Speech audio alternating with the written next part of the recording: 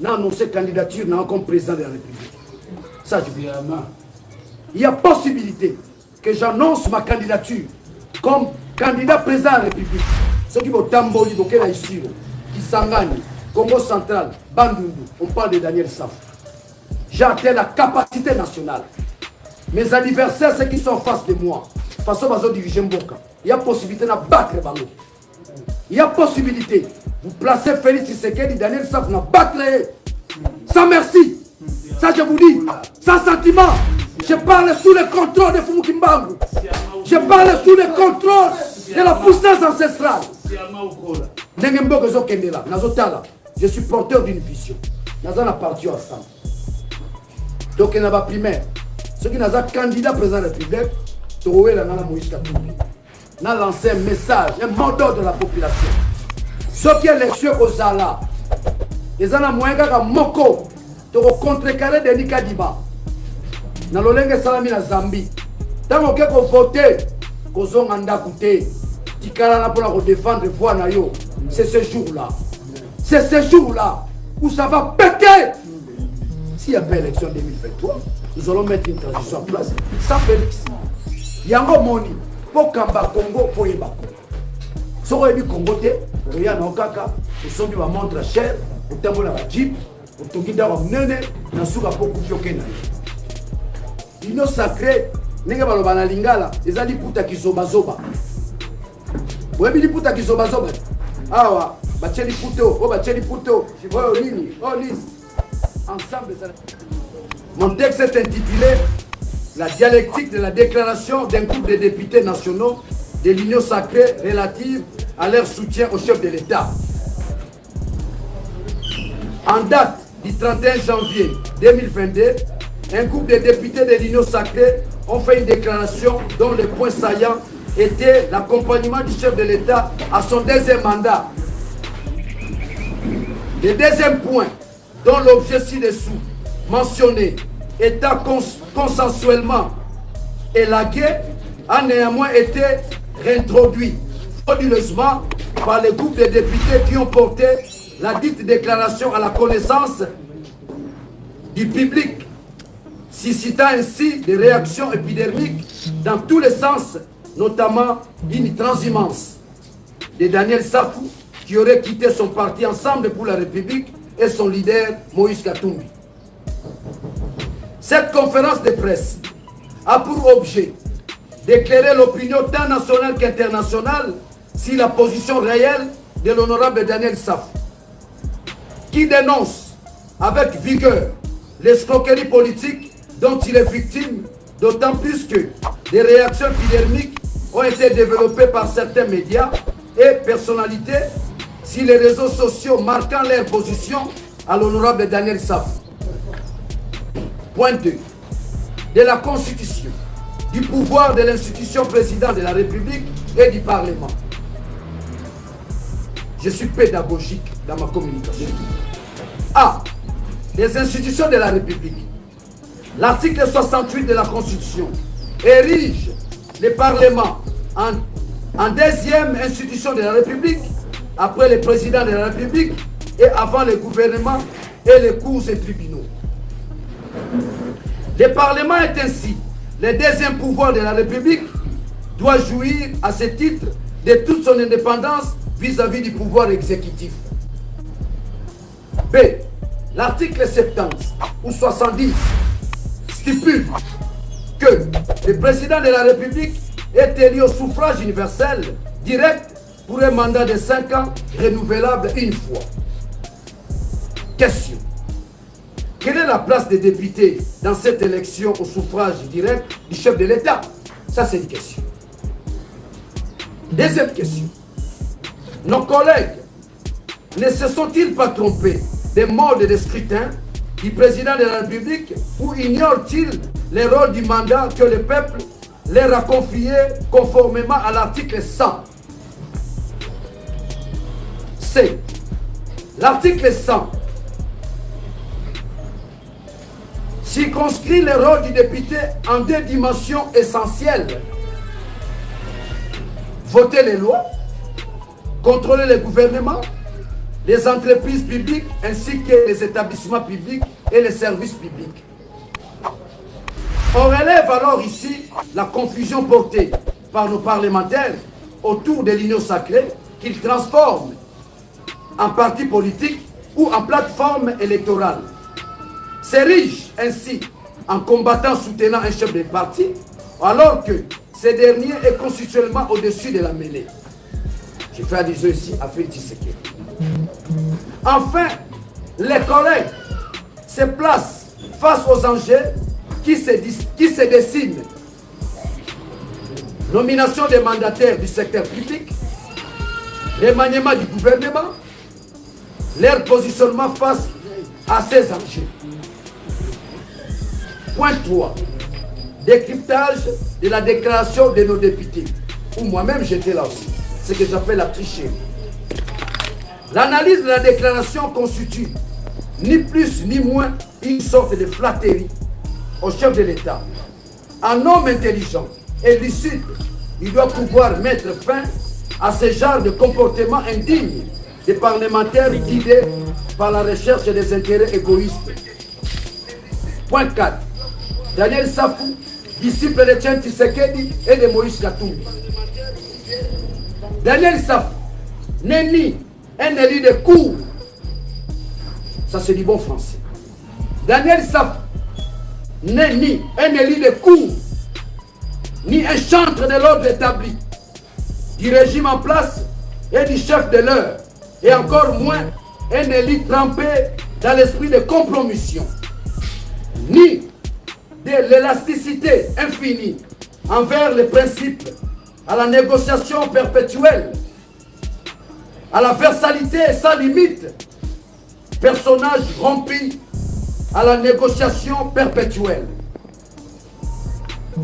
Daniel Safou a pour engagement politique l'idéal de la grandeur, des figures de martyrs politiques, Fumu Kimbangu, Kimpa Vita, Mbumba Philippe, Zenzalandu, Lumumba, Kassaboubou, Etienne Tshisekedi, et j'en passe. Intransigeant, et digne, inflexible, et dans une conscience réelle assumée. C'est dire que je resterai toujours fidèle à mon parti Ensemble pour la République et à mon leader Moïse Katumbi. C'est là la différence entre le politique que je suis et les politiciens. Différence qui se mesure par le degré de lucidité et de courage avec lesquels sont assumées toutes les conséquences d'un engagement politique. Alors, l'univers du politicien se structure autour des petites préoccupations politiciennes à enjeux limités, comme l'entrée au gouvernement ou le positionnement dans les entreprises publiques. Bref, c'est péché de l'esprit. Le nombrilisme, autrement dit, le narcissisme, l'égoïsme, l'égocentrisme, la tendance à tout rapporter à soi. Tout ceci prouve l'enfance de la conscience politique, la délinquance parlementaire de certains députés. Conclusion. Compte tenu de la cacophonie et de la confusion qui règne autour du rôle du parlementaire, je suggère une loi sur l'éthique et la conscience parlementaire, une sorte de règle de bonne conduite, une citoyenneté exemplaire qui privilégie l'intérêt suprême de la nation en faisant du député A, le défenseur de la Constitution et gardien vigilant des droits des électeurs. B, faire de l'élu porteur de la démocratie, du pouvoir de tous au profit de tous.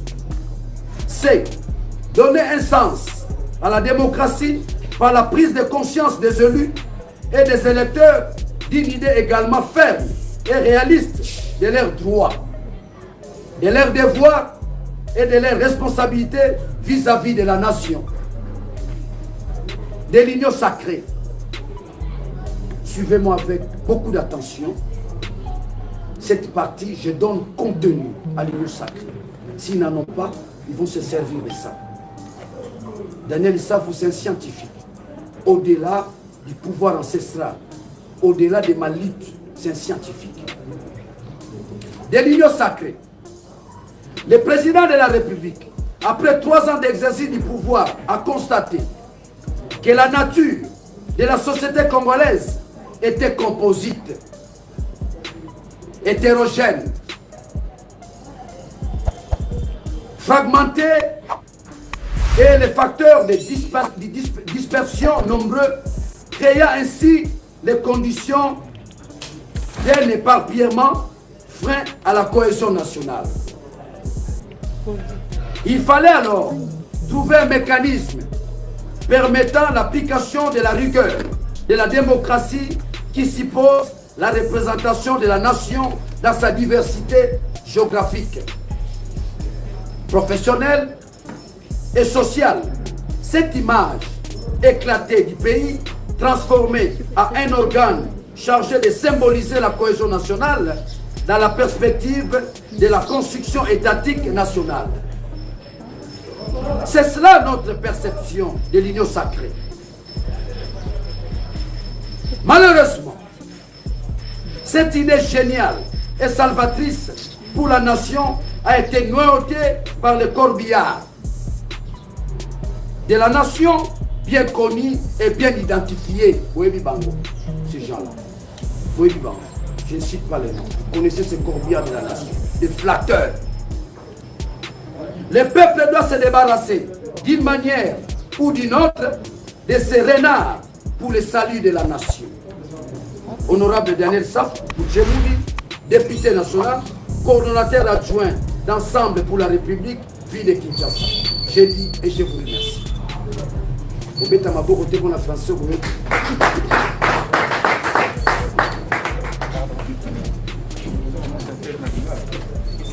Et voilà. Voilà mon texte. On va les distribuer aux journalistes. On va vous distribuer. Je n'aimerais pas que vous puissiez dénaturer, n'est-ce pas, l'information. Nous avons prévu un texte que chaque rédaction pourrait s'en servir comme référence à la fois scientifique et éthique. Wassenga, tu vas distribuer le texte. Honorable Lingala. C'est un texte en Lingala. Lingala. Et quand moi, Lingala, ils n'appliquent pas ça parce que donc autant la classe, mon nom français et comment intégrer mon nom Moussala Nabiso. Et un mot Nabiso. Et la Koloba Boye, pour la Kodibola. Et c'est là qu'il est 31 janvier. Ensemble, les abonnés ont une union sacrée. Ceux qui voient qui montent ensemble, il y a une union sacrée. Politique basala rango dans la singularité. Politique basala rango na boanya na mayele pe na kati ya lingomba. Moto wana ko boye bisaye tika politique. Kene kolonda bilanga okusunga peka ramboka na nzela bilanga. Tozali bongo na kati ya union sacrée. Leader na biso Katumbi mokolo moko ta longwa union sacrée. Mokolo kolongwa union sacrée biso pe to kolongwa union sacrée. Mokolo zana union sacrée biso pe to zana union sacrée. Les 31 ba député à union sacrée de Koutali Bongo pour totaliser la mobilité.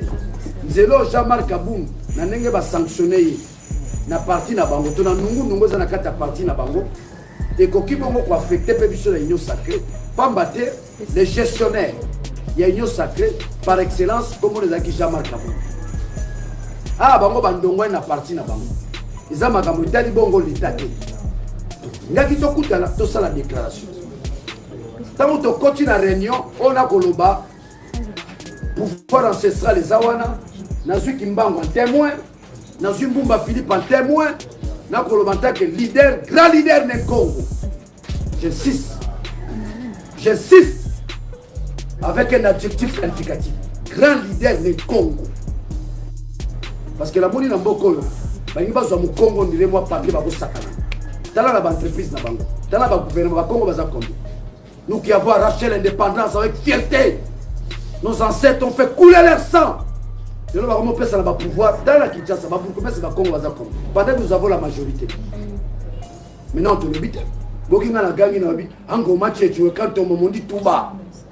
Non, tu le bite. Les gens qui se disent, bah, ils ont un deuxième mandat. Ah bon? Ils ont posé un deuxième mandat. Où est la place de mon Congo dans ton programme? Où est la place de mon Congo dans ton gouvernement? Tu crois vraiment que tu vas avoir le deuxième mandat sans l'implication de mon Congo? On les a versions sous. Toi, il y en a dans ma campagne. Donc, quand tu as vu ça, député, tu as la texte. Wana.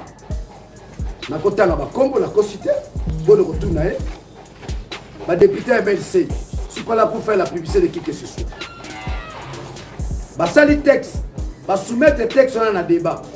Le deuxième point stipule que biso ba député te reconduire président Félix Tshisekedi na deuxième mandat na gangi na sana to monsieur.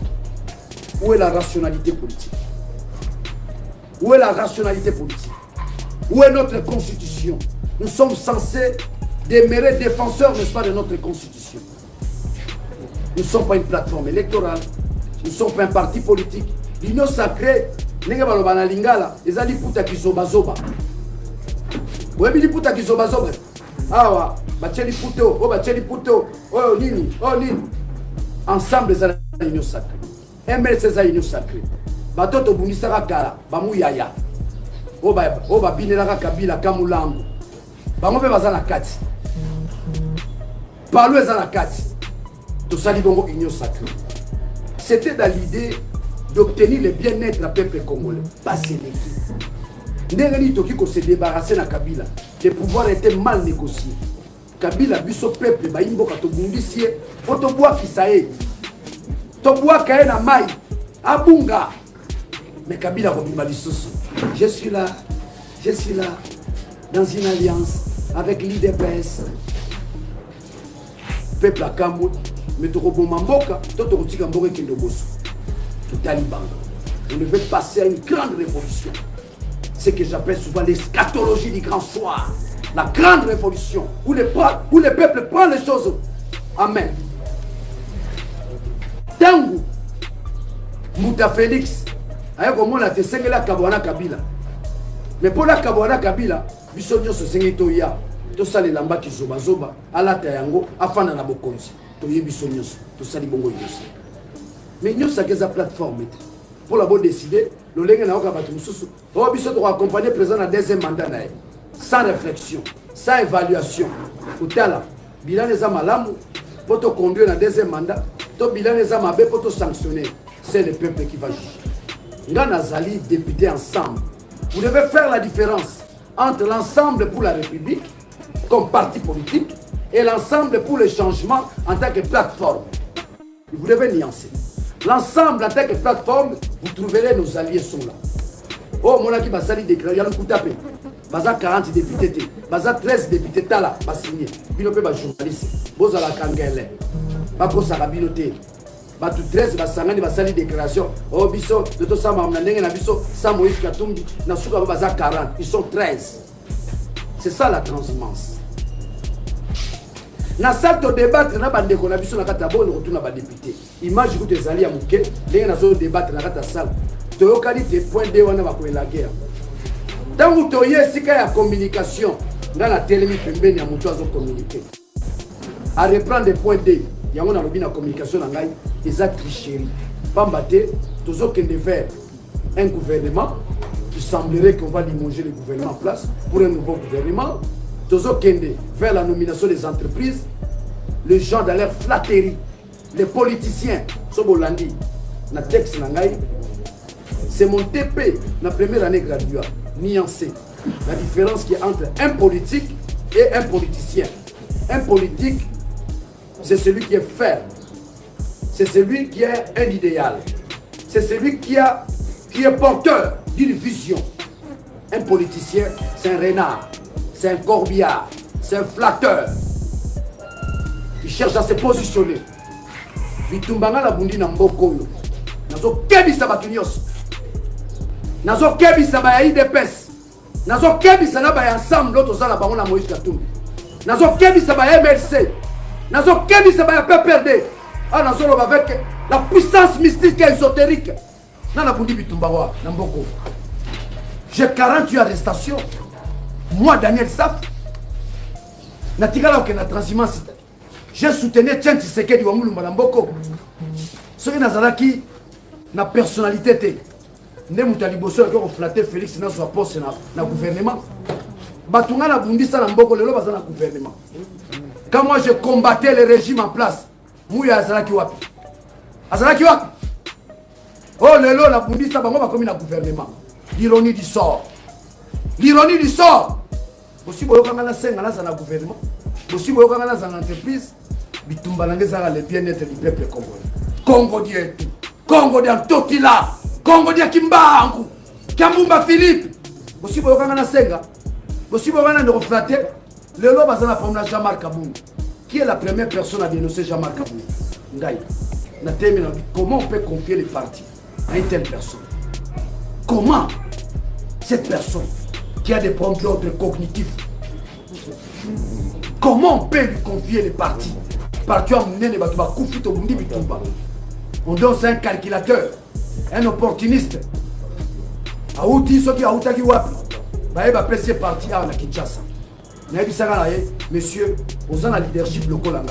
Yo sika basi balambe lo fandi. Mais ngai moko na buki koni, na pelisi moto. Je construis mon leadership moi-même, Daniel Saf. Je suis une référence pour la jeunesse. Une référence de la lutte, la symbolique de la lutte. Leader majeur. Leader majeur, comme vous le dites. Il y a des leaders mineurs. Les Jean-Marc Kabou, il y a des leaders mineurs. Vous pouvez profiter là, nous savons que tu sali. Dans la leader mineur, ils se sont enrichis. Ata bangwanda balina dictature batonga banda kwa bongote. Bakosa la déclaration. Bandeko na ngai kozo nga na zongi botala. Daniel Saf a valé l'actualité nyos. Na valé makambo Jean-Marc Kabou. Na valé makambo 13 députés par ricochet, babeki bango 40 députés ensemble. Le monde entier a bougé. Daniel Saf a tika tout, Daniel Saf a le ensemble. Non. Nazana politique on a été à Busensi. Olongwe a olongwe a long politique on a bandi na banda kala depuis 60. Soko zuba leader na biso mboka na biso, c'est le comportement bazala nango. Mususu mona longwe pa kalonji mulopwe, mususu longwe pa chombe, a comme awa. Nous sommes venus ce qu'on appelle la nouvelle classe politique. Les Daniel Saf. Les députés élus. Et bien là bazala boyebi ke banoma bango na ba cop na bango. Quel est ce parti-là qui va avoir la majorité pendant que le peuple a sanctionné bien? Ici, je fais allusion à la plateforme FCC. Ici, je fais allusion au PPRD. Vous qui avez joué dans la gestion sociétale pour sa majorité de escroquerie politique. Tu fais d'année. Tu vois que tel peuple dans la révolution. Que le peuple a assassiné. Tu dis que tu as un bloc. Déclaration Wana est-elle ici pour que Daniel Saf Longwe ensemble? Bande konangai bakamsu balobakate na lingaboye bayango soki bomoni nga na télé boye botala nga malamu santo na zanango santé nanga s'appelle 160 000 $. Dans ce pays ils m'ont empoisonné ngai Daniel Saf ni était le pouvoir ancestral de nazana samu ils m'ont empoisonné mutaromemanga na hôpital c'est Moïse Katumbi. Ameminga na Afrique du Sud na jet na ye azinga tsenga na avion na ye tala degré ya bolingo ngaza mu Congo yaza Katangé. C'est pas un homme tribal atsenga na jet na ye pour votre information. Ils avaient mamnanga na lobate ameminga tin Afrique du Sud na hôpital Netcare où les policiers meurent comme des poissons na continue hôpital na sali un mois na hôpital wana. Je suis sorti guéri. La facture a coûté 160 000 $. Ni le gouvernement, ni la présidence, ni le parlement, babimisa un écoutate. Ce qui dans le Bakina, c'est la bonne parlement de Nazana Samabele. En tant que vainqueur spirituel, en tant que grand leader du Congo, en tant que grand mystique du Congo, Nabiki. Banana Zongi na sana un mois na Kinshasa. Bon, on a Kabwana Katumbi Kakabouye pour aller soutenir Félix dans le deuxième mandat. qui je n'ai pas encore évalué, je dois l'évaluer en tant que citoyen, en tant que compatriote. Banda du pouvoir à Salini, à réaliser Nini, à Zara na bilaka, toi à Salini Kambo, biso peuple to se retrouver. Est-ce que réellement il y a l'autorité de l'État dans ce pays? Je vais ouvrir une petite parenthèse. Un président français. Nalinga ozoba référence ba nindelete pour nangana zana zela ba koko. Nazana ba koko. Pouvoir ancestral. Président Hollande a sali mandat moko. Tango esenga na deuxième mandat bi non. Ce que j'ai promis, ce dont j'ai promis aux Français, je n'ai pas pu réaliser cela. Naboy ko postuler pour obtenir deuxième mandat. Voilà la sincérité et l'honnêteté intellectuelle. Biso de l'eau, flatteur, na ba corbillard, basala qui ont pour la Kabila, basala qui ont pour la Chadal, de l'autre Zawadi. On ne joue pas na peuple congolais. Nous sommes comme il est là, on a soutenu Félix pour la deuxième mandat. Vous savez pourquoi un tel discours? Pour la côte de la gouvernement, pour la diriger entreprise, c'est de la flatterie. Le peuple va identifier Batouan. Daniel Saf ne sera jamais politicien. C'est un politique. C'est un politique. À l'image de Moulele, à l'image de Nzenzalandu, à l'image de Kassaboubou, à l'image de Lumumba, à l'image de tous les martyrs qui ont voulu faire de ce Congo une grande nation, une nation-État. Parce que nous ne sommes pas une nation-État. J'aimerais m'inspirer de mon professeur Njoli pour votre information. Dans le temps, sur le campus. La colline inspirée, je suis là. Dans mon cours de droit constitutionnel, quand nous débattons, nous nous rendons compte, c'est une erreur grave. État de droit, les erreurs. C'est de la rotondité, c'est de la tautologie. Dans un État, il y a les droits. Quand il y a le droit, il y a l'État. Hein? Il faut corriger mon erreur. Où t'as qu'à là? Même à Kouloutou Nabiso, ça l'erreur, État de droit. Dans un État, il y a les droits. On ne peut parler du droit que quand il y a l'État. Si nous étions un État, où est l'autorité de l'État, nous avons fait des bandes de Nabiso, Matadi Kibala. Bino pense au peuple Boyeba. Maïsala Bina Matadi Kibala, c'est l'absence de l'autorité de l'État. Et l'effort de l'union sacrée serait avant tout la réhabilitation de l'autorité de l'État. Là où il y a l'autorité de l'État, Koulou négocie à la tête. Là où il y a l'autorité de l'État, il y a la sens inverse. Là où il y a l'autorité de l'État, au côté de l'État, nul ne peut se faire justice. Là où il y a l'autorité de l'État, c'est la justice qui tranche. Il y a un sens unique, à Okangayo, Bassambisio. Il y a un moteur de à Moninga qui te fait justice, il y a pas à sanctionner.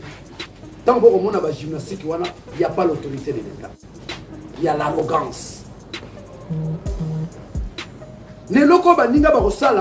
On appelle ça la tricherie. Pas te débattre. Comment le député MLC, comment le député à Paris, comment le député ensemble, au Langonatongo, le député, ils ont soutenu Félix pour la deuxième mandat. Vous êtes journaliste. C'est de l'escroquerie pure et simple. Il y a un bengi bango, ma corbillard, ma renard, ma flatteur dans mon texte ici. Dans le lobby, mon kili mon bête, bien, dernier ça pas kaboina katumbi. Non. Disciple fidèle de Tchèque Tshisekedi. Dans mon amoni bango, va commis na nungu. Na nungu na tiki bango. Kena maponami na battre bango na moamba bango nyo sutwana so bomoni Jamal ndaki premier c'est de la tricherie ngam ndaki premier na moamba allez demander à Nanga Yidira le député le mieux celui le premier na moamba s'appelle Daniel Saf sans polo. Je voulu montrer aux gens comment faire la politique. Sana kabola tumbongo, c'est pour dire que le peuple congolais a atteint la maturité. Le peuple azana kata voter mutunde batalo baro ba voyana ba polo ba kabola ba Thompson ngala kabola ya moté. Je suis venu avec un discours, avec une idéologie. Dans un mot quoi politique, il y a politique, il y a une idéologie. J'ai une idéologie. Si vous avez une fiche, il y a campagne, c'était bien mentionné, la réappropriation de la nation. C'est ça l'idéologie de Daniel Saf. Tous ces politiciens qui pilient les rues de Kinshasa sont autour de l'idéologie anonyme. Alors, c'est la question. On a idéologie à partir de non, moi en tant qu'individu, en tant qu'être rationnel, nous avons une idéologie en Gaï. La réappropriation de la nation. Ma Colombo Kabazo Swamboka na bango. Et on a profité à travers ma Oyo. On a lancé un message, un mot d'ordre de la population. Ceux qui élection aux Zala, ils ont moins qu'à Moko, de contrecarrer Denis Kadiba. Dans l'Olenge Salami na Zambie. Tant que vous votez, vous ont andakouté. Tikala pour défendre voix na yo. C'est ce jour-là. C'est ce jour-là où ça va péter. C'est ce jour-là où ça va péter. Nous tournions ce temps que vous votez. Au Tikala na bureau de vote. Pour défendre voix na yo. Tous c'est là-bas au public qui sont colois. Nous tournions ce qu'on a andakouté. Tant que vous votez, au Tikala na bureau de vote. Oui, mais na bureau de vote, est-ce que voix na na tienne? Bakoyiba yango, to bakotrike yango. On ne soit pas Félix Satia Batunio sort, Yem Tarosa deuxième mandat, on ne dribble pas un peuple autant de fois. On nous a dribblé en 2006, on nous a dribblé en 2011, on nous a dribblé en 2018, 2023, le peuple congolais va s'élever avec Daniel Safou Liboso, grand leader de Congo. Nous avons atteint la capacité de mobiliser tout un peuple. Et puis, là, vous voyez, ça vient du sous. Nous sommes ensemble. Nous sommes le mois d'avril. Mois d'avril, c'est un mois ésotérique et mystique. Il y a possibilité d'annoncer candidature comme président de la République. Ça, je dis. Il y a possibilité que j'annonce ma candidature comme candidat président de la République. Ceux qui vont Tamboli, Bokela Isiro, Kisangani, Congo central, Bandundu, on parle de Daniel Saf. J'ai atteint la capacité nationale. Mes anniversaires, ceux qui sont en face de moi, façon de diriger Mboka, il y a possibilité de battre Bango. Il y a possibilité. Vous placez Félix Tshisekedi, Daniel Saf, de battre. Sans merci. Ça, je vous dis. Sans sentiment. Je parle sous le contrôle de Fumu Kimbangu. Je parle sous le contrôle de la puissance ancestrale. Je suis porteur d'une vision. Nous avons parti ensemble. Donc, il n'y a pas primaire. Ceux qui n'ont pas candidat président de la République, Toroé la nana Moïse Katumbi. Tout comme aussi, Baroti Kelange Sikawana. Donc, ce n'est pas de la prétention. Nous avons la vision, nous avons la rationalité, nous avons de l'intelligence, nous avons la constance. Il y a possibilité. Tobi Miselo Kwasika. Aussi sera Zobenga, homme un homme nouveau. Il y a possibilité. Il y a possibilité. Dans le but que nous avons la candidat, il y a possibilité que je me présente comme candidat président de la République et battre mes adversaires. Parce que ça a un pouvoir. Parce que ça a un pouvoir. Dans un état de droit, il y a la puissance de l'État. Dans un état de droit, Batonga Banzela. Dans un état de droit, Batonga Raba Hôpitaux. Dans un état de droit, il y a des ambulances. C'est grave. C'est une malédiction. Nous tous sommes couffés comme ancêtres. Nous tous sommes couffés. Parce que les mêmes tombe la cahier. Et puis nous sommes bloqués dans des sensés. Ambulance c'est ça. Ambulance c'est ça. Honorer les ambulances. Dans le Bela Likamouana Parlement, à l'époque, était na toute une question. Corona et Namboka. Quelles sont les dispositions au besoin pour des hôpitaux de proximité? Chaque commune est un hôpital. Ce qui est dans ma tête, hôpital à proximité, na Kisensu, na Bumbu. Vous avez un hôpital, mais beaucoup de hôpitaux c'est un mouroir. Maman est, parce que les habitants, mbongo ya corona balia, bazo ka sonité na mbongo. Mais vos enfants n'ont dit non, Félix te représente sous deuxième mandat. Si base de quoi, avez-vous évalué sa démarche? Avez-vous évalué son travail par hypocrisie, par peur? Dernier ça, par exemple, j'ai le caractère objectif.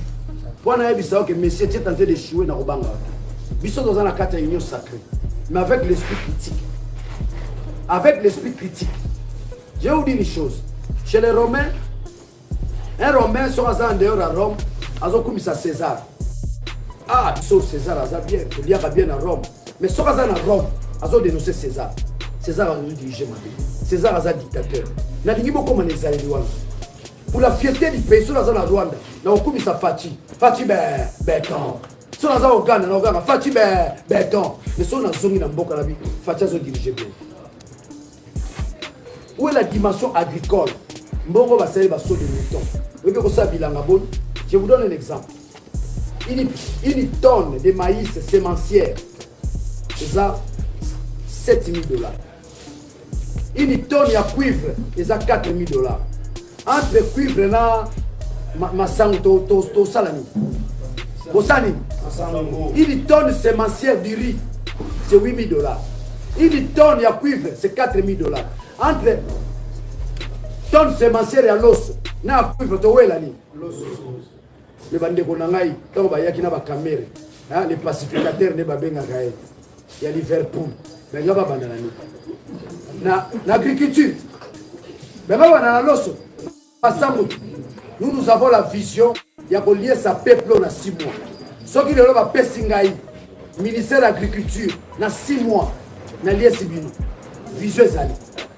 Vision ezali. Ngamo na ndako na somba madesu te. Na somba ka loso te na lona na biloko wana. Si on a même mis dans Congo central, la question de non. Félix, nommé mon ministre de l'Agriculture. J'ai la vision. C'est aussi une occasion. Na Kebisa Kagame, na Kebisa Museveni. Ituri les apona Rwanda te. Comme les apona Ituri les apona Uganda te. Comme les apona Rwanda te. Mikole Koya. Soki. Bazo kamba biso bazo bunda te basala armée to la kisabino ke ancêtre na biso ba ndeka ko bunda ozona ngai ancêtre na biso ba bunda bitumba na mboka oyo ba kitisa ba portugais par des pratiques occultes ce qui to yokani biso ba mystique ya mboka oyo surtout le Congo central Bandundu c'est ce qu'ils appellent la province de Bolvi. Toko sa guerre wala toko tinda banjoyi ba def bakimi na banjoyi to sai ni ça c'était bon te banjoyi kaka toko tinda banjoyi te invoquer banjoyi koti guerre sina est. Nous avons un problème sérieux. Nous n'avons pas une armée nationale, nous avons une armée multinationale, je l'ai dit en tant que leader. So une armée na biso par les billets à brassage au kuta ba Ougandais bazali ba Rwandais bazali ba Burundais bazali, c'est quelle armée? Or, là où il devrait commencer, je l'ai dit, il devrait commencer à construire une armée nationale. Bah, la mission va aussi ça va classe, ça va aux examens d'État, mais aussi c'est l'université. Vous devez faire l'objet d'une armée nationale. Les jours où nous aurons une armée nationale, Mobutu avait construit une armée nationale. C'est comme ça que les pays limitrophes avaient perdu nous. Tosunga ba Tchad. Tosunga ba Tanzanie, ba pays belé avec nos commandos. Yo moni mboka mba armée ça la spécialité. Est-ce que beaucoup là ça va paracommando? Beaucoup là ba toto ki bala mketo mona. Bazo boka ba commando na avion bono mona. Ezala sous. Où sont passés les paracommandos formés en Israël? Où sont passés les paracommandos formés à Kibomango? Et ça sous. On a voulu détruire l'armée congolaise pour la tokoma bazololo. Maintenant ça va mboka nenga lingi. Demain, quand nous aurons le pouvoir, nous allons commencer par deux choses. Construire l'armée nationale et la relance, n'est-ce pas, de l'agriculture. Tolo na biloko batubalia. Mboko ezana mabele en kita. Tokolo na lisango na tongo na poke boti. Boko lo na tepona ni. Batu bazako s'enrichir. Je vous dis, ezana batu na régime oyo. Ba yibi koleka ba régime yo seleka. Oka mutu mo azana 50 millions de dollars. Bazo potana kunati. Oh Jean-Marc Aboum, Bolandi, Mambo ba minéré. Je vous informe. Je suis la première personne à dénoncer famille présidentielle qui gravite autour des carrés miniers. Quand on a dénoncé le Kouana, les hommes qu'on a signé qui certificat de décès. Bandi ba bongangai, mais ba kokité. Na mikolo koya na web sabino kingani bango ba tshela nga poisson. Mais ba koti déjà difficulté. Ba bazaki na likopa ko bomangai, bango na bango ba komi kondongwana. Na nécessité. Ba batelemela ki cardinal Mbongo, ba komi kondongwana. Bosakana na ba isale na Nzambete, bosakana na bokoko te, bosakana na bato te Nzamba poni, mpona komema mboko liboso. Yango tina na bengi bino, ya kotalisa mokilité na kaboyi na Moïse Katumbi te. Oyo lobama kiona na laki pembeni, ezalaki likambo te ko je jure à la fidélité du chef de l'État te. Na nazamuta je jure à la fidélité te. Moi, je gire à la fidélité au peuple congolais, individualité. Mon Colombo, Daniel Sapatelemi, je gire à la fidélité au président de la République, Boniko. Autre personne Mingongo, vous avez un mandat 5 ans. Ceux qui possèdent Malam Mouté, pour le camp, fait prendre mon consi. Fait prendre mon consi. Yango a une idéologie nangai, la réappropriation de la nation. Ba Colomboka, Balingi Bazomboka na bango. Oh, Kaka Bazolo Baka, oh, Topesi Félix, deuxième mandat. Oui, ils ont choix na bino. Nous sommes en démocratie. Beaucoup de deuxième mandat, ba pesa ka bongo. Batala kate, moto ayi asali nini, abongisi nini, apesi biso nini. Nzele ezali te, l'hôpital ezali te, l'eau chimique ezali te, ma ezali te, surtout l'hôpital. Mbongo a couronné kenda wana. Toka bongisa ta mama, toka to bongisa nos hôpitaux de proximité. Kene na kisensu na circonscription na nga. Somo un hôpital d'état mawa oleli. Kene na matete. Soko tali hôpital oleli. Regardez le niveau ya mboka na biso sur le plan sanitaire. So bino bo salini. Nazo monaka ba jeune mo abio les réalisations du chef de l'État. Oh, Boniko, ba réalisation ça. Bozo fabriquer bino moko. To bozo lo bagaka pona na ndenge kaka misu makasi. Pa bato la misu makasi na mboko yo. Jusqu'à preuve du contraire, nous sommes convaincus que nous avons une union sacrée. Nous avons respiré chèque. Et bientôt, là, nous avons une élection. Nous devons nous réconcilier avec le peuple. Sinon, si nous avons le peuple à Bengani, nous avons la campagne. Le peuple à Bengani,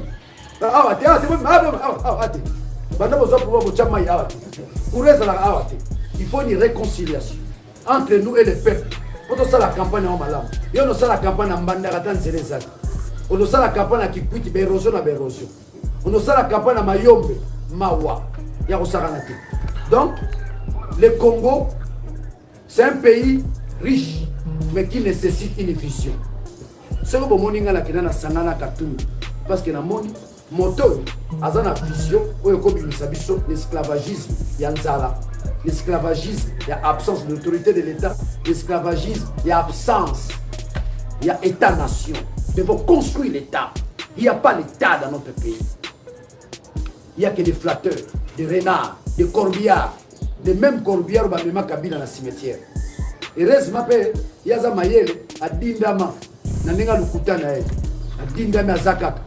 Ce que l'élection en 2023, Kabila risque de revenir encore au galop parce qu'il va y avoir un dialogue. On a lobby, nous avons bâti ça dans la Bible. Ni baleto misatu parce que na rolingate na 600 sana lo bamwa likamuke na likambu ya semi pour la landi calendrier de Nikadima. On les a calendrier. C'est l'intention d'un calendrier. Je suis au niveau de la philosophie politique, l'intentionnalité d'un calendrier électoral.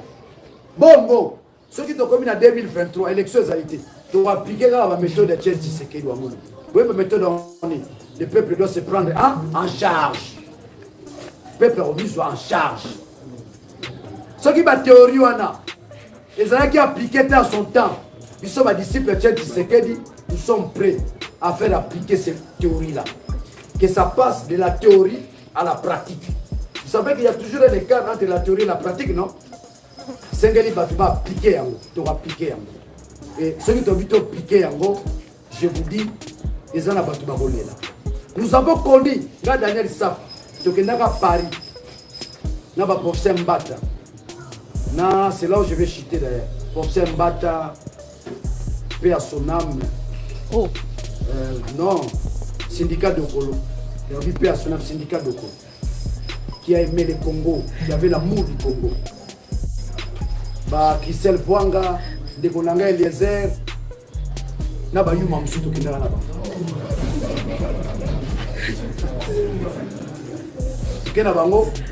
Juste pour réfléchir sur l'avenir du Congo.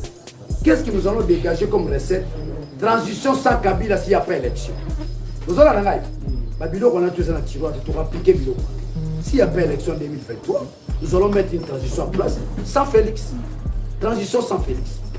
Parce que ce sont des réflexions que nous avons dégagées à son temps qui n'ont pas été mises en application. Parce que c'est dangereux. C'est dangereux s'il n'y a pas élection en 2023. Nous aurons détruit, n'est-ce pas, l'ordre constitutionnel. Et comment obtenir l'ordre constitutionnel s'il n'y a pas élection? Comment obtenir l'ordre constitutionnel? C'est-à-dire Congo est comme un gêne. Parce que l'autre est biso ba bengi yango constitution, Bible na biso. Ce qui to bomi Bible, tout ça ba Christ. Tout ça ba Christ. Na mitema. Tout ça ba Christ te. Biso député national azali gardien ya constitution. Aza gardien divinité. Ba ba pesi biso mingongo ba bengi bango peuple souverain. Tant ba pesi na mungongo nazala te pona la garabutu na sima. Yo kaka, yo za danger. Yo za libaya, yo za béton. Yo za libende. Pour comme ça ministre, pour comme ça PDG. Ce comme ça ministre, c'est par rapport à ma vision, c'est par rapport à ma lutte. Ce comme ça ministre, par rapport à Constance Nangaï. Ce comme ça ministre, tu te dis, mon tour sur le gouvernement, il va apporter une chose. Et ça, là, on n'a pas si. Dans le gouvernement, batunga na bundi saka, sur le mouya, tant que on a caché, mouya azoli à la grande hôtel. Comme membre FCC, Baliaou. Batunga la bundisa banyama kofina mais léo la moni bango ba komi na gouvernement l'ironie du sort, l'ironie du sort. Et quelle est l'importance de la lutte? Balongo la lutte te na mitu ya bana na biso. C'est au prix de la lutte nga la komi député le. C'est au prix de la lutte parce que na teleme la ka régime Mayuya, parce que na teleme la ka régime qui na philosophie au détruire Congo. Ce sont des expressions que j'ai apportées dans ce pays. Je disais tantôt, Kabila venait avec la philosophie de la destruction. Est-ce que la philosophie est OK? Tu es salica. Sur OK, moi pourcentage est ça. Il y a un bloqué par ma cam. Nous devons continuer la lutte pour se débarrasser de cette philosophie-là. Les autres, nous sommes en Rwanda, nous sommes en Ouganda. Guerre est Bundamara na Kisangani entre le Rwanda et l'Ouganda. Na katia territoire na biso. Vous voyez, ça va bongo. Bino ba jeune se batamai. Vous voyez bien monte. Vous voyez bien monte. Yango le la zomona. Ouganda na Rwanda. Bazoé la mboka na biso. Le Congo ne partira pas. Je vous promets. Je vous promets. Mission na biso. To se débarrasser na Rwanda na Ouganda. Ce qui batu bazoya par le mécanisme. Il y a ce qui diplomatie ndenge nini. Que Rwanda na Ouganda bazonga. Mitali bino. Souvenez-vous de Laurent Désiré Kabila. Souvenez-vous de Laurent Désiré Kabila. Souvenez-vous de tous les martyrs qui se sont bâtis pour nous protéger le Congo. Dans la Kibino, après 2023, si nous n'aurons pas l'armée, nous allons utiliser la puissance ancestrale. Banjoy, nous allons utiliser Banjoy, nous allons utiliser Lion, nous allons utiliser Ngando. Soda Rwanda, Moni Rwanda, Ngando a bimi na Zamba Kange na Kingo. J'en appelle, dans l'union sacrée, tout le monde a améliorer la vie à soldat. Moto a limi à Panzamakila na pour protéger bino et sengeli ba foutre malam. Il y a un grand dictateur en Afrique, Afandi Seko na Seko. Il s'appelle Paul Biya. Il a organisé une coupe d'Afrique. Vous voyez Afandi Seko na Seko pour l'anime. Les citoyens les mieux payés au Rwanda, au Cameroun, ils s'appellent militaires. C'est les soldats. Soldats dans la salaire à l'école. Bon, ça a la confiance na Ngai Daniel Saf. Bah, makambo zomo les autres ça na ba Mali. Na ba Guinée, baza bandeko. Baza bandeko. Aujourd'hui, nous avons des contacts puissants. Au cas où nous allons sur Mboko en otage, je vous promets, je vous donne ma parole. Peuple congolais, nous allons sur Mboko en otage. Nous allons détruire la constitution Mboko. Je vous promets. Nous allons Maboko. Donc, il s'est sonné pour la génération Roya. Otalisate Mboko za mboka kosakana na mote Mboka Fumukimbangu, Mboka Mbumba Philippe, Mboka Nzenzalandu, Mboka Kasavubu, Mboka Lumumba za mboka kosakana na mote tala bato baza kosangishi bomoni ndaku ya Jean-Marc Kabou ata bangwanda batonga bandako bongo na l'espace à 2 ans ndaki locataire à Kingabwa atonga bino villa mais allez vérifier son compte en banque. Naoki Alobi, oh moi je ne fais pas les affaires. Boniko yo. Yom doit avoir carré minier. Ça, je mets ma main. Il a des carrés miniers. Je parle sous le contrôle des réseaux des parlementaires du secteur minier, dont je suis le président. Daniel Saf. Lissou Nicolas Lissou. Non, on l'a dit là-bas. Pas carré minier. À un moment donné, je vais dresser la liste. Il y a pas de carré minier. Et bientôt là, Mbosso va signer la décision. je compte sur lui pour que les réseaux soient opérationnels. On a zaki la bino yangoana, ceux qui besoin la mituna botuna, moto azali boso na bino, c'est un compatriote. Na banga ramutute na respectera nemu, na banga ranzamu. Muto na yo banga waza na mandat éternel. Soza na mandat 5 ans une fois renouvelable, na respecter au nom de la Constitution. Moto Balia Kala.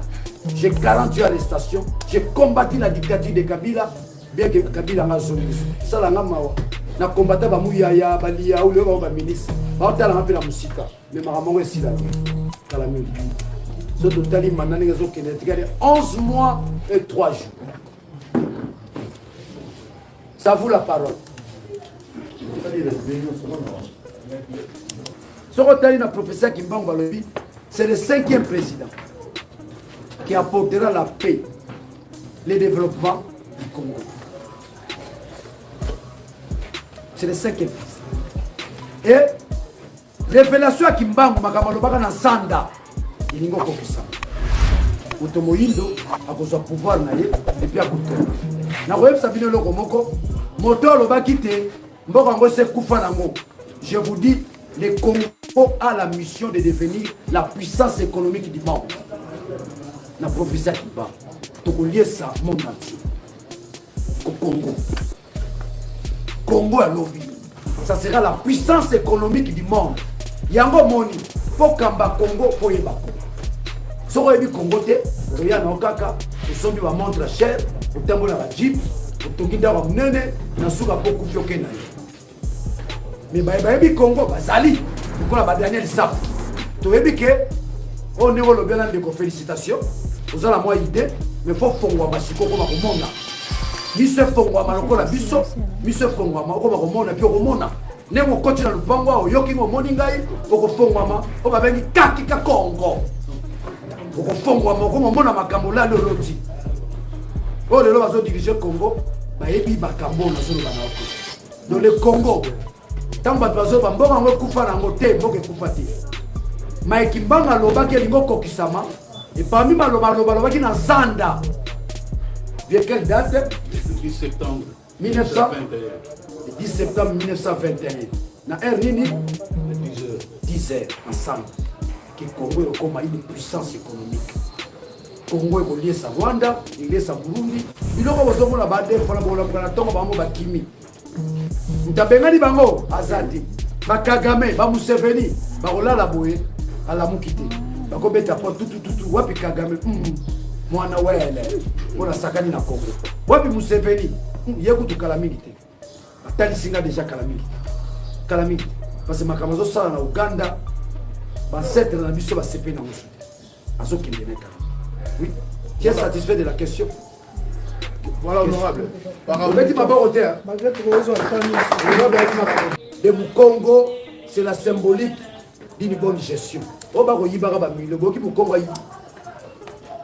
Na robete la bino lisola muke bakangi na kotanga kombote na gouvernement ya Kabila. Il est devenu ambassadeur na biso na Zimbabwe. C'était qui? Na ko edenga Mawapang. Merci beaucoup. Laurent Désiré Kabila lobi Mukongo ayi bakate bolo bambala mote Mawapang ayi to ça no banquette. Quand on va faire une banquette, on va se rendre compte qu'il y a qui rumeur. Mais il y a un conseil des ministres, Laurent Désiré Kabila paix à son âme. Oh, le paix à Komangunza. Vous voyez Barango, vous avez un héros national, Mazangunza. Quand on a ligne à Funkimbang, Azobunde la bisope na Molimo. Parmi les aussi sa guerre, il y a Esther, Laurent Désiré Kabila Zanakati. Bon, il est invocatoire. Laurent Désiré Kabila lobi na ebisa kibinoni le Congo ayibaka te Mapanga ayibate bomona mu Congo ayibi yoka ba monte bazoyiba 14 millions 17 millions 58 millions de dollars yoka ba montant hein oka hein 66 millions de dollars. Babino va prononcer ma bête. Je me suis posé pour 66 millions de dollars. 14 millions de dollars. Vous avez un montant quoi? Et si vous avez la silora, machamameno, bakokufa, batoto bazoli ba Congo, bakokufa au détriment du peuple congolais. Bakokufa. Tala mainanga lo banabino, mais na kosukisa te, sana lo balikambo moko ya circonscription na ngai. Na beti mbela bokanga likambo. Ndeko na ngai honorable Kibuka. Raphaël Kibuka, Boswangai. Messieurs, vous êtes députés, vous êtes procureurs. Les députés n'est pas la recherche des infractions. Les députés là pour légiférer et contrôler les entreprises publiques et l'exécutif. Raphaël Kibuka zotambola na ba quartier, pa batena za toza ba ayant droit matete. Ko banda ba koko na na matete. Azotambola mama bomba mwana na yo. Tokanga ba kuluna. Si vous avez la couleur aussi $50, nous avons battu les députés pour voter. Mais c'est Raphaël Kibuka, qui n'est pas un procureur, qui n'est pas la recherche des infractions. Il y a des gens mais on a la capacité aussi de kuluna. Putain, la kuluna, les gens qui sont les gens qui Ngabwa, les gens qui Matadi, les gens qui Boma, les gens qui Bumbashi. Et ça partout. Il y a des mais en attendant, kuna la kisesu ozo sisa kuluna te kaka na mateti ozo salela ce qu'on appelle la politique et l'hypocrisie politique qui veut donner l'impression mais na parlement musalo yaka na yote na mona peto zo matina perchoa au lobby olingoni ko la matete pe batu bazo sala kuluna mateza bana matete te bazo utayer bana matete basala kuluna te ngana mona matete bazo sala kuluna te alors Raphaël Kibuka na kebisio voilà ma tête. Na kebisio. Na tio musapi Raphaël Kibuka. Soko lingo kanga bakuluna, luka bakuluna hier. Kena Matadi, kena Boma, même na Lubumbashi bakuluna basali. Kena Kikwiti. Na ma tête, ce n'est pas ta capacité. Député azalate pour la kanga bakuluna. Député azalate pour la relaxa bolingo. Ngai na yokisa ba chaîne ya malandi na mpuni. Pourquoi yoko sala moto? Eh monsieur, Raphaël Kaba kingunze kokwela yo soki na yoki lisusu likaboko kanga bana na biso kuluna na matete bokozwa sanction spirituelle baye bapesa ko mingongo bango na zobenga bakuluna bozokangisa bango okangisaka mbala liboso na bibisi bango na kashe ozolanda ngai okangisi shiko abimi prison yo bana okangisaka bana matete esika yo koleli na kisesu kulune zate kaka matete na kemission Raphaël Kibuka politique avant MLC yangwana politique ya MLC yangwana odokanga ba kuluna attention pela mosi keba na kemission bana matete esika nungu ezali bana bantandu bana mongo baumbu nazo kosangisa bino mongo lokoro Poudi, Nazwa Sabino, leader Rabino Yeyo, avec le cantonnage manuel, Tozo Bunda, Maeko Talabanda Kouté. Leader Rabino Zo prêché Bolingo. Oh, Botina na parlement à l'Obaka, Bomonanga Likambaram, ceux qui m'y Ezali, Nazwa apporté un amendement, Nazwa Rabino ba loi Makasi. Alors, Botala va député Bofota. Ayaka parlement, à l'Obaka na répété. Yeka mega, yaka la mégaphone on a parlé du matin la perchoir. Autant on va venir, oh maman, batte là-bas la minoko et ça musala la hoté. Raphaël Kibuka, musala la ezali, il y a au sala mibeko la parlement, il y a pour contrôler le gouvernement, na ba entreprise, tika ba la matete. Aux appels-moi la matete. Aux appels-moi la matete. Tu as eu la chance, il y a besoin 20 000 fois la matete.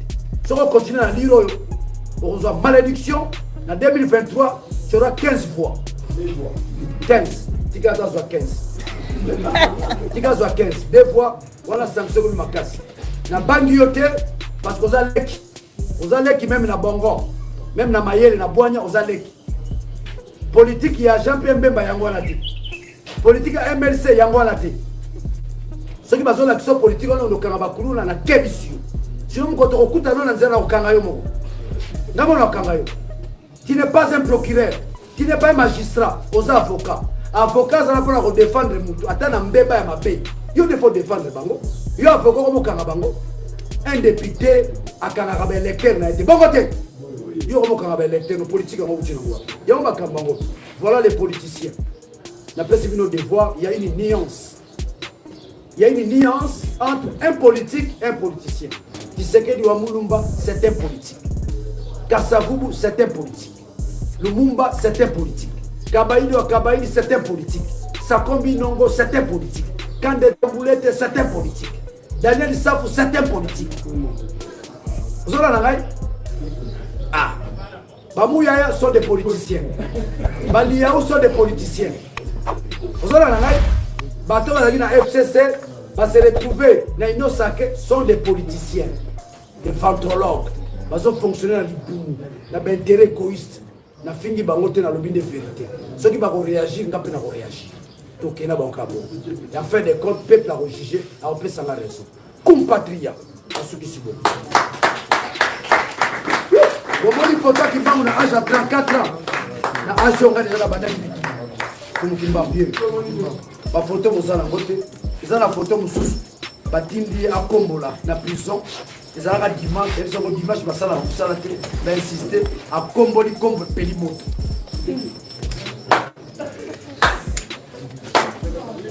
Vous faites ma bonne hôtel. Il y a possibilité d'annoncer candidature comme président de la République. Ça, je dis. Il y a possibilité que j'annonce ma candidature comme candidat président de la République. Ceux qui vont Tamboli, Bokena Isiro, Kisangani, Congo Central, Bandundu, on parle de Daniel Safou. J'ai atteint la capacité nationale. Mes adversaires, ceux qui sont en face de moi, façon de diriger Mboka, il y a possibilité de battre Bango. Il y a possibilité. Vous placez Félix Tshisekedi, Daniel Safou, de battre. Sans merci. Ça, je vous dis, sans sentiment. Je parle sous le contrôle de Fumu Kimbangu. Je parle sous le contrôle de la puissance ancestrale. Je suis porteur d'une vision. Nous avons parti ensemble. Donc, il y a primaire. Ceux qui sont candidats président de la République, nous avons lancé un message, un mot d'ordre de la population. Ceux qui sont élections aux Zala, ils ont moyen de moko, de contrecarrer Denis Kadima. Na lolenge salami na Zambie. Tant que vous votez, vous avez un côté, pour défendre voix na yo. C'est ce jour-là. C'est ce jour-là où ça va péter. S'il y a pas élection 2023, nous allons mettre une transition en place sans Félix. Yango Moni, pour Kamba Congo, pour Yeba. Si vous avez Congo, vous avez un Okaka, vous avez un montre cher, vous avez un jeep, vous avez un nene, vous avez un peu l'union sacrée, nenga baloba na lingala, ezali puta kizoba-zoba. Webi li puta kizoba-zoba. Awa, bacheli puto, oh bacheli puto, oh lini, oh lis. Ensemble, ça. Mon texte est intitulé La dialectique de la déclaration d'un groupe de députés nationaux de l'union sacrée relative à leur soutien au chef de l'État. En date du 31 janvier 2022, un groupe de députés de l'Union sacrée ont fait une déclaration dont le point saillant était l'accompagnement du chef de l'État à son deuxième mandat. Le deuxième point, dont l'objet ci-dessous mentionné étant consensuellement élagué, a néanmoins été réintroduit frauduleusement par le groupe de députés qui ont porté la dite déclaration à la connaissance du public, suscitant ainsi des réactions épidermiques dans tous les sens, notamment d'une transhumance de Daniel Safou, qui aurait quitté son parti Ensemble pour la République et son leader Moïse Katumbi. Cette conférence de presse a pour objet d'éclairer l'opinion tant nationale qu'internationale sur la position réelle de l'honorable Daniel Safou, qui dénonce avec vigueur l'escroquerie politique dont il est victime, d'autant plus que des réactions épidermiques ont été développées par certains médias et personnalités sur les réseaux sociaux marquant leur position à l'honorable Daniel Safou. Point 2. De la Constitution du pouvoir de l'institution président de la République et du Parlement. Je suis pédagogique dans ma communication. A. Les institutions de la République. L'article 68 de la Constitution érige le Parlement en deuxième institution de la République, après le président de la République et avant le gouvernement et les cours et tribunaux. Le Parlement est ainsi le deuxième pouvoir de la République, doit jouir à ce titre de toute son indépendance vis-à-vis du pouvoir exécutif. B.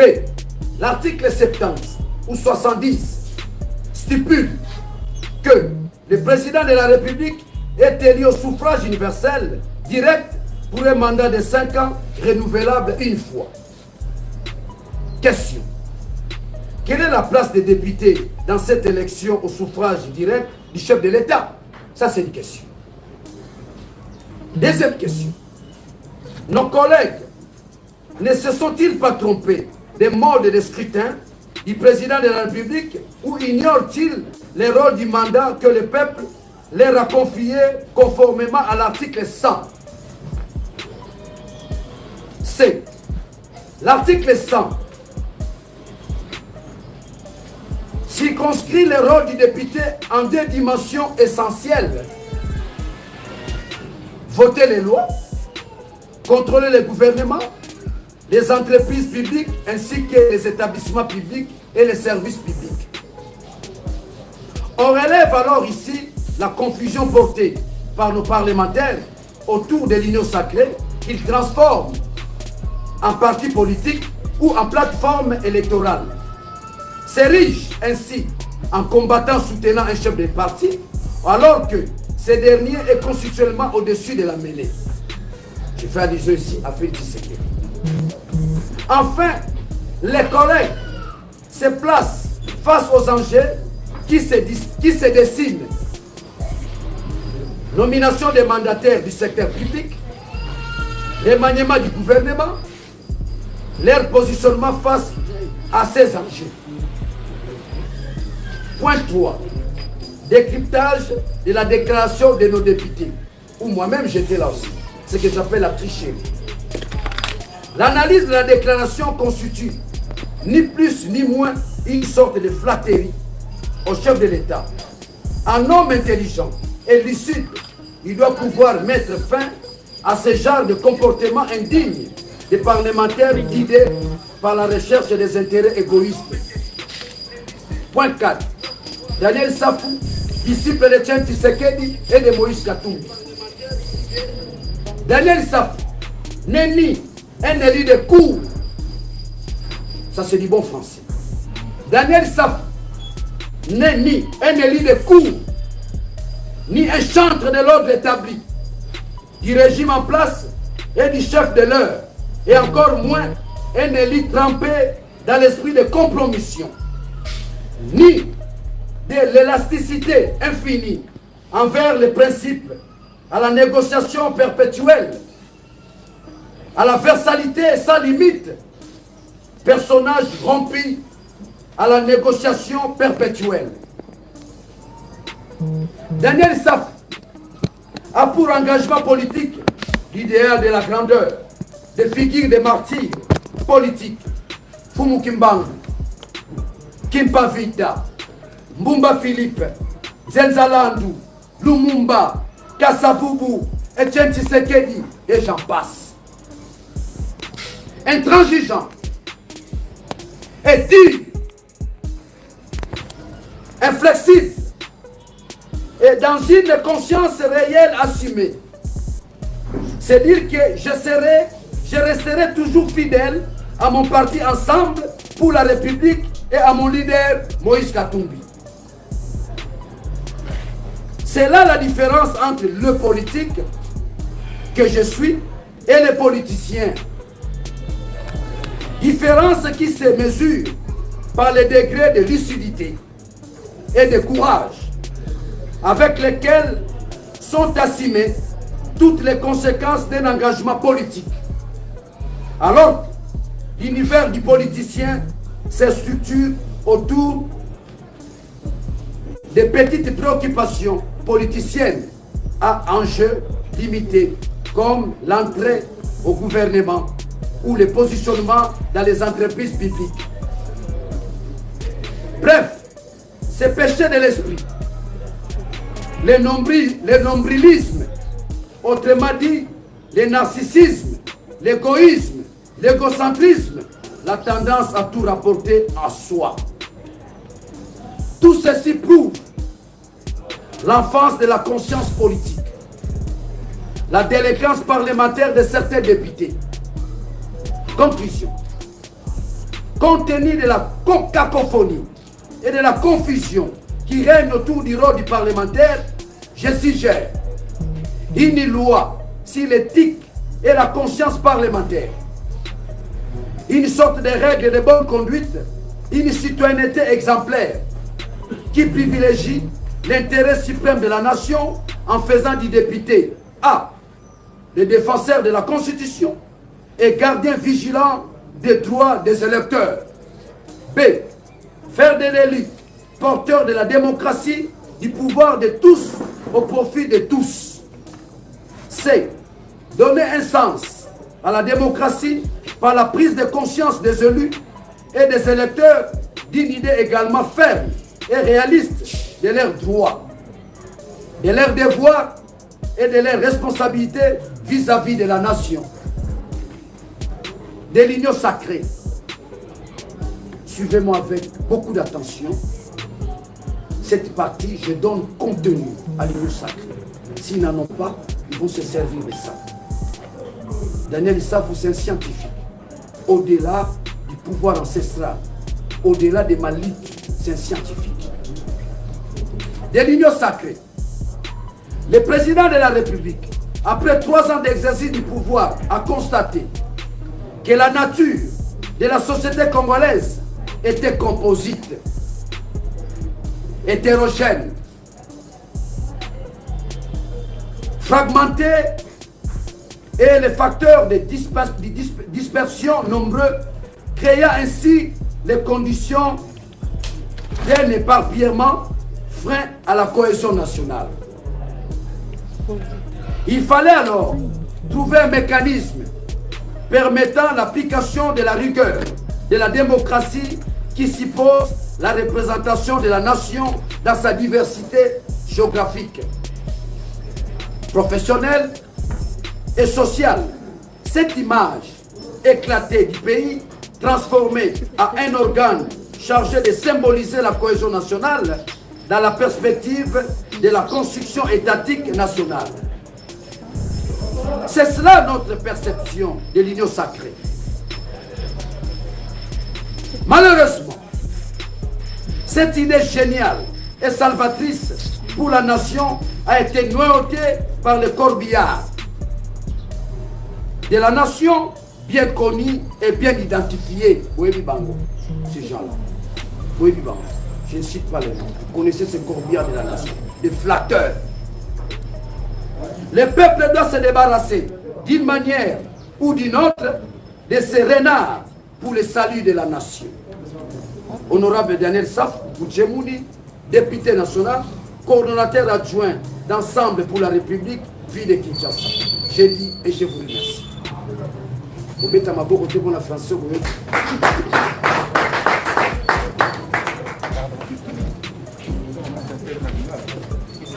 Et voilà. Voilà mon texte. On va les distribuer aux journalistes. On va vous distribuer. Je n'aimerais pas que vous puissiez dénaturer, n'est-ce pas, l'information. Nous avons prévu un texte que chaque rédaction pourrait s'en servir comme référence à la fois scientifique et éthique. Wassenga, tu vas distribuer le texte. Honorable Lingala. Synthèse en Lingala. Lingala.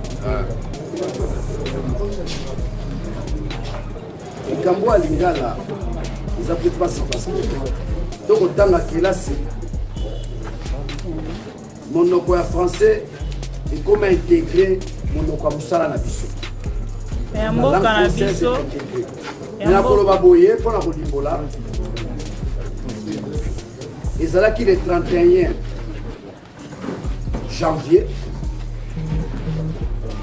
Ensemble, les abonnés na union sacrée. Ce qui boyoki moto ensemble, il y a une union sacrée. Politique basala rango dans la singularité. Politique basala rango na boanya na mayele pe na kati ya lingomba. Moto wana kobo ebisa etika politique. Kene kolonda bilanga, kosunga peka kamboka na nzela bilanga. Tozali bongo na kati ya union sacrée. Leader na biso Katumbi, mokolo moko ta longwa union sacrée. Mokolo kolongwa union sacrée, biso pe to kolongwa union sacrée. Mokolo azana union sacrée, biso pe to zana union sacrée. Les 31 ba député union sacrée to kutali bongo. Po totali sana mokilité.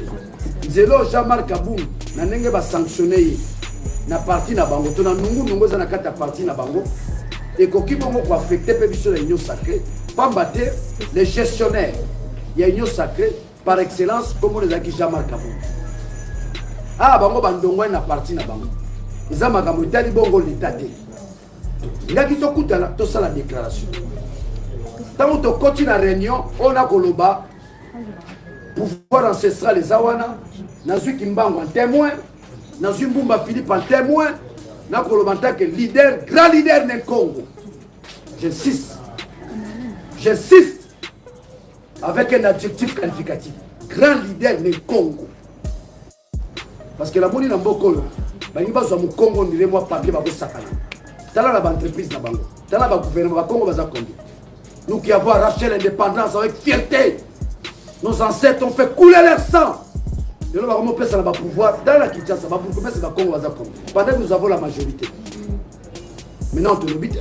Bokinga la gangi na bi ango match tu quand on me dit tout bas. Non tu l'obite. Les gens qui se disent ba bazo deuxième mandat, en bon. Vous en avez posé un deuxième mandat. Où est la place de Mukongo dans ton programme? Où est la place de Mukongo dans ton gouvernement? Tu crois vraiment que tu vas avoir le deuxième mandat sans l'implication de Mukongo? On les a versions sous. Toi, il y en a dans ma campagne. Donc, au côté de la député, tu vas la texte. Wana. Na côté na Bakombo, la cité. Bon, le retour na député MLC. Je ne suis pas là pour faire la publicité de qui que ce soit. Basali texte, soumettre le texte dans un débat. Le deuxième point stipule que Bisso va député de reconduire le président Félix Tshisekedi dans le deuxième mandat na gangi na sana to monsieur. Où est la rationalité politique? Où est la rationalité politique? Où est notre constitution? Nous sommes censés demeurer défenseurs, n'est-ce pas, de notre constitution. Nous ne sommes pas une plateforme électorale. Nous ne sommes pas un parti politique. L'union sacrée, n'est pas la lingala, ils ont dit puta qui zoba zoba. Vous avez dit puta qui zoba zoba. Ah ouais, bacheli puto, oh bacheli puto, oh nini, oh nini. Ensemble, ils ont l'union sacrée. ML, c'est l'union sacrée. Bato to bunisaka kala, bamu yaya. Oh ba binelaka kabila kamulango. Bamu pe bazana kati. Parlo ezana kati. To sali bongo union sacrée. C'était dans l'idée d'obtenir le bien-être du peuple congolais. Pas sélectif. Ndengeni Toki ko se débarrasser na Kabila. Le pouvoir était mal négocié. Kabila biso peuple ba imboka to bundisie, oto bois kisae. To bois kae na mai. Abunga. Mais Kabila robima lisusu. Je suis là dans une alliance avec l'IDPS. Peuple à Kambo. Mais tu Mboka, tu on devait passer à une grande révolution. Ce que j'appelle souvent l'eschatologie du grand soir. La grande révolution, où le peuple prend les choses en main. Tangu, Mouta Félix, avec au moins la Tessengela Kabwana Kabila. Mais pour la Kabwana Kabila, Bissonio se senge toya. Tout ça les lamba qui zoba zoba à la tayango afana na bokonzi to yebiso nyos to sali bongo nyos mais nyos ça que sa plateforme pour la bonne décider le lenge na okaba mususu o biso to accompagner président na deuxième mandat na sans réflexion sans évaluation utala bilan les amalamu pour te conduire na deuxième mandat to bilan les amabe pour te sanctionner c'est le peuple qui va juger ngana zali député ensemble vous devez faire la différence entre l'ensemble pour la République comme parti politique et l'ensemble pour le changement en tant que plateforme. Vous devez nuancer. L'ensemble en tant que plateforme, vous trouverez nos alliés sont là. Oh, mon qui va salir déclarer, il y a un coup tapé. Baza 40 députés, baza 13 députés, tala, va signer. Bino peut pas journaliste. Boza la kangele. Bako sarabinote. Batu 13 va sangani va salir déclaration. Oh, biso, de tout ça, maman, n'a biso, ça Moïse Katumbi, n'a souka baza 40. Ils sont 13. C'est ça la transhumance. Na salle de débattre na bande ko na biso na kata bo retourna ba député. Image ko tezali ya muke, ndenge na zo débattre na kata salle. Toyokali te point de wana ba ko la guerre. Tangu toye sika ya communication, nga na telemi pembeni ya muto azo communiquer. À reprendre des points D, yango na lobi na communication na ngai, eza tricherie. Pamba te tozo kende vers un gouvernement, il semblerait qu'on va limoger le gouvernement en place pour un nouveau gouvernement. Tozo kende vers la nomination des entreprises, les gens dans leur flatterie, les politiciens, Sobolandi, na texte nangai, c'est mon TP, la première année graduée, nuancé. La différence qui est entre un politique et un politicien. Un politique, c'est celui qui est ferme, c'est celui qui a un idéal, c'est celui qui est porteur d'une vision. Un politicien, c'est un renard. C'est un corbillard, c'est un flatteur. Il cherche à se positionner. Bitumbanga la bundi na mboko. Nazo kebisa batunyos. Nazo kebisa ba ya IDPS. Nazo kebisa na ba ya ensemble l'autre za la bango na Moïse Katumbi. Nazo kebisa ba ya MLC. Nazo kebisa ba ya PPRD. Ah nazo lo avec la puissance mystique et ésotérique. Na la bundi bitumbawa na mboko. J'ai 48 arrestations. Moi, Daniel Sap, j'ai soutenu Tien Tshisekedi wa Mulumba Mboko. Ce qui nazalaki na personnalité, ne mutaliboso ko flatter Félix na so poste na gouvernement. Batunga na bundisa na Mboko lelo bazana gouvernement. Quand moi je combattais le régime en place, Mouya azalaki wapi? Azalaki wapi? Oh lelo la bundisa bango ba komi na gouvernement. L'ironie du sort. L'ironie du sort. Si vous avez un gouvernement, si vous avez une entreprise, vous avez le bien-être du peuple congolais. Congo dit tout. Congo dit Tokila. Congo dit Kimbangu. Kambumba Philippe. Si vous avez un senga, si vous avez un reflaté, le lot va prendre Jean-Marc Kaboun. Qui est la première personne à dénoncer Jean-Marc Kaboun? Ngaï. Comment on peut confier les partis à une telle personne? Comment cette personne qui a des problèmes d'ordre cognitif, comment on peut lui confier les partis? On donne un calculateur, un opportuniste.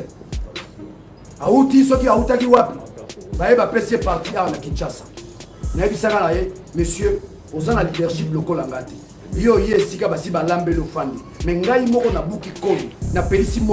Je construis mon leadership moi-même, Daniel Saf. Je suis une référence pour la jeunesse. Une référence de la lutte. La symbolique de la lutte. Leader majeur. Leader majeur, comme vous le dites. Il y a des leaders mineurs. Vous êtes Jean-Marc Kaboul, vous êtes leader mineur. Vous pouvez profiter là. Nous savons que vous êtes sali. Dans la leader mineur, ils se sont enrichis. En tant que Rwanda, vous avez une dictature, vous avez une dictature. Vous avez la déclaration. Vous avez Daniel Saf a valé l'actualité news. Na valé makambo Jean-Marc Kaboul. Na valé makambo 13 députés. Par ricochet, babeki bango 40 députés ensemble. Le monde entier a bougé. Daniel Saf a tika tout. Daniel Saf a loué ensemble. Non, non, non. Naza na politique on a été à Boussensi. Olongwe a olongwe a long. Politique on a bandi na banda kala depuis 60. Soko zuba leader na biso mboko na biso, c'est le comportement bazala na ngo. Mususu mona longwe pa kalo jibulopwe. Nous allons pas tomber à comme Awa. Nous sommes venus ce qu'on appelle la nouvelle classe politique. Les Abadalés Saf. Les députés élus. Et bien là, quel est ce parti-là qui va avoir la majorité pendant que le peuple a sanctionné? Ici, je fais allusion à la plateforme FCC. Ici, je fais allusion au PPRD. Vous qui avez joué dans la gestion sociétale pour votre majorité de escroquerie politique. Tofandanier. Tu vois que tel peuple na révolution que le peuple a assassiné. Tu dis que tu penses à beaucoup. Déclaration wana et tel si vous que Daniel Saf a longwe ensemble. bande ko na ngai bakamsu balobaka te na ninga boyeba yango soki bomoni nga na telemi boye botala nga malamu santo naza nango santé nanga s'appelle 160 000 $. Dans ce pays, ils m'ont empoisonné. Ngaï Daniel Saf. Ni était le pouvoir ancestral. Ils m'ont empoisonné. Nous avons même un hôpital, c'est Moïse Katumbi. Même en Afrique du Sud, na jet naïe. A Zunga Tsenga na avion naïe. Dans la degré à Bolingo. Gaza Mukongo, Yaza Katangé. C'est pas un homme tribal. A Tsenga na jet naïe pour votre information. Vous avez m'amené à l'Obate. A Meminga, en Afrique du Sud. Dans l'hôpital Netcare. Où les policiers meurent comme des poissons. Dans l'hôpital, un mois à l'hôpital. Je suis sorti guéri. La facture a coûté 160 000 $. Ni le gouvernement, ni la présidence, ni le parlement, va bien ça un écoute. Ce qui dans le Bakina, c'est le bon parlement de Nazana Samabele. En tant que vainqueur spirituel, en tant que grand leader du Congo, en tant que grand mystique du Congo, Nabiki. Banana Zongi na sana un mois na Kinshasa. Bon, on a Kabwana Katumbi Kakaboye pour aller soutenir Félix dans le deuxième mandat. Qui je n'ai pas encore évalué, je dois l'évaluer en tant que citoyen, en tant que compatriote. Banda du pouvoir à Salini, à réaliser Nini, à Zara Nabilaka, toi à Salini Kambo, du peuple se retrouver. Est-ce que réellement il y a l'autorité de l'État dans ce pays? Je vais ouvrir une petite parenthèse. Un président français. Nalinga ozoba référence ba bindelete pour na ngana zana ba koko. Nazana ba koko. Pouvoir ancestral. Président Hollande a sali mandat moko. Tango esenga na deuxième mandat bi non. Ce que j'ai promis, c'est dont j'ai promis aux Français, je n'ai pas pu réaliser cela. N'a pas postulé pour obtenir deuxième mandat. Voilà la sincérité et l'honnêteté intellectuelle. Biso lelo ba flatteur na ba corbillard ba sala ki on pour la Kabila ba sala ko pour la Chadali lelo to zawali on ne joue pas na peuple congolais mutuno so comme lelo on a soutenir Félix pour la deuxième mandat. Vous savez pourquoi un tel discours pour la contre le gouvernement pour à diriger entreprise, c'est de la flatterie. Peuple boy va identifier Batouane. Daniel Saf ne sera jamais politicien. C'est un politique. C'est un politique. À l'image de Moulele, à l'image de Nzenzalandu, à l'image de Kassavubu, à l'image de Lumumba, à l'image de tous les martyrs qui ont voulu faire de ce Congo une grande nation, une nation-État. Parce que nous ne sommes pas une nation-État. J'aimerais m'inspirer de mon professeur Njoli pour votre information dans le temps à la campus. La colline inspirée, je suis là. Dans mon cours de droit constitutionnel, quand nous débattons, nous nous rendons compte c'est une erreur grave. État de droit, les erreurs. C'est de la rotondité, c'est de la tautologie. Dans un État, il y a le droit. Quand il y a le droit, il y a l'État. Hein? Faut corriger mon erreur. Où t'as qu'à là? Même à Kouloutou Nabiso, ça l'erreur. État de droit. Dans un État, il y a les droits. On ne peut parler du droit que quand il y a l'État. Si nous étions un État, où est l'autorité de l'État, nous avons fait des bandes de Nabiso na Matalikibala. Bino Banso peuple Boyeba. Maïsala Bino Matalikibala, c'est l'absence de l'autorité de l'État. Et l'effort de l'union sacrée serait avant tout la réhabilitation de l'autorité de l'État. Là où il y a l'autorité de l'État, Koulou négocie à la tête. Là où il y a l'autorité de l'État, au il y a la sens inverse. Là où il y a l'autorité de l'État, au compte on peut piner à Moutouté. Ni ne peut se faire justice. Là où il y a l'autorité de l'État, c'est la justice qui tranche. Il y a un sens unique, au Kangayo, Bassambisio. Il y a un moteur qui a piner à Moninga qui te fait justice, il y a pas à sanctionner. Tant que vous avez gymnastique, il n'y a pas l'autorité de l'État. Il y a l'arrogance. On appelle ça la tricherie. Pas battre te débattre. Comment est député MLC? Comment est député à Paris? comment député ensemble, au Lambonaton, au Lobité, ils ont soutenu Félix pour la deuxième mandat. Vous êtes journaliste. C'est de l'escroquerie pure et simple. Il y a un bengi bango, ma corbillard, ma renard, ma flatteur dans mon texte ici. Dans ma lobby, mon kili mon bété, les biens, dernier ça pas kaboina katumbi. Non, non. Disciple fidèle de Tchèque Tshisekedi. Dans mon amoni bango, ba komi na nungu nungu. Na nungu na tiki bango. Kena maponami na battre bango na moamba. Bango nyosu kwana. So bo moni oh Jean-Marc Ndaki premier, c'est de la tricherie. Ngam Ndaki premier na moamba. Allez demander à Nanga, il vous dira. Le député le mieux celui le premier dans mon amba s'appelle Daniel Saf. Sans polo, j'ai voulu montrer aux gens comment faire la politique. Sana Kabola Tumbongo, c'est pour dire que le peuple congolais a tel la maturité. Le peuple a voté Moutoumé, Baroyana Bapolo, Kabola Thompson, dans la Kabola Moté. Je suis venu avec un discours, avec une idéologie.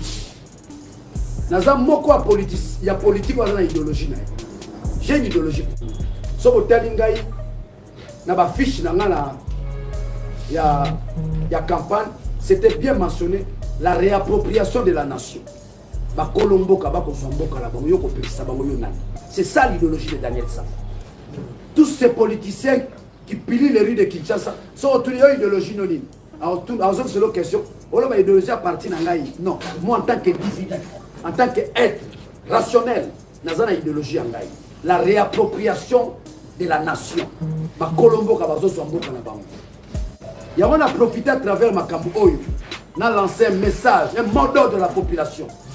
Ce qui est l'élection aux Zala, les Zala Mouenga Moko, tu as contrecarré de Nikadiba. Dans l'Olenge Salami na Zambie. Tant que vous votez, vous avez un côté. Tikala pour défendre voix na yo. C'est ce jour-là. C'est ce jour-là où ça va péter. C'est ce jour-là, ça va péter. Nous tenions ce temps qu'on voter au ticket de bureau de vote pour défendre les voix. Tout c'est là-bas au public qui sont colois. Nous tenions ce qu'on a écouté. Tant qu'on votait au ticket de bureau de vote, oui, mais le bureau de vote, est-ce que voix n'a pas été. Bakoyiba yango, to bakotriquer yango. On ne soit pas Félix Satie Batunio sort, yem ta reçoit deuxième mandat, on ne dribble pas un peuple autant de fois. On nous a dribblé en 2006, on nous a dribblé en 2011, on nous a dribblé en 2018, 2023, le peuple congolais va s'élever avec Daniel Safou Liboso, grand leader de Congo. Nous avons atteint la capacité de mobiliser tout un peuple. Et puis là, vous voyez, ça vient du sous. Dans un ensemble, on a vu ce soir le mois d'avril. Mois d'avril, les alliés, moi, ésotérique et mystique. Il y a possibilité d'annoncer candidature comme président de la République. Ça, je dis. Il y a possibilité que j'annonce ma candidature comme candidat président de la République. Ceux qui vont Tamboli, Bokela ici, Kisangani, Congo central, Bandundu, on parle de Daniel Saf. J'ai atteint la capacité nationale. Mes adversaires, ceux qui sont en face de moi, façon de diriger Mboka, il y a possibilité de battre Bango. Il y a possibilité. Vous placez Félix Tshisekedi, Daniel Saf, de battre. Sans merci. Ça, je vous dis. Sans sentiment. Je parle sous le contrôle de Fumu Kimbangu. Je parle sous le contrôle de la puissance ancestrale. Je suis porteur d'une vision. Nous avons parti ensemble. Donc, il n'y a pas primaire. Ceux qui sont candidats président de la République, tout comme aussi, donc, ce n'est pas de la prétention. Nous avons la vision, nous avons la rationalité, nous avons de l'intelligence, nous avons la constance. Il y a possibilité. Tobi Miselo Kwasi. Aussi sera Zobenga, un homme nouveau. Il y a possibilité. Il y a possibilité. Dans le but que nous avons la candidature, il y a possibilité que je me présente comme candidat président de la République et battre mes adversaires. Parce que ça va pouvoir. Parce que ça va pouvoir. Dans un état de droit, il y a la puissance de l'État. Dans un état de droit, batonga banzela. Dans un état de droit, batonga raba hôpitaux. Dans un état de droit, il y a des ambulances. C'est grave, c'est une malédiction. Nous tous sommes couffés comme ancêtre. Nous tous sommes couffés, papa sakeli memia, batombo la cahier. Et puis nous sommes coachés dans des ambulance c'est ça. Ambulance c'est honorer les ambulances. Dans le bel Likamouana Parlement, à l'époque, était na toute une question. Corona et Namboka. Quelles sont les dispositions au besoin pour des hôpitaux de proximité? Chaque commune est un hôpital. Ce qui est dans ma tête, hôpital à proximité, ça. Na Kisensu, na Bumbu. Vous avez un hôpital. Mais bon, nous avons un hôpital. Ça va mourir. Maman est. Parce que les habitants, bon, à Corona, balia, parce qu'on a sonné dans beaucoup. Mais vos enfants n'ont pas dit non, Félix est repressé sous deuxième mandat.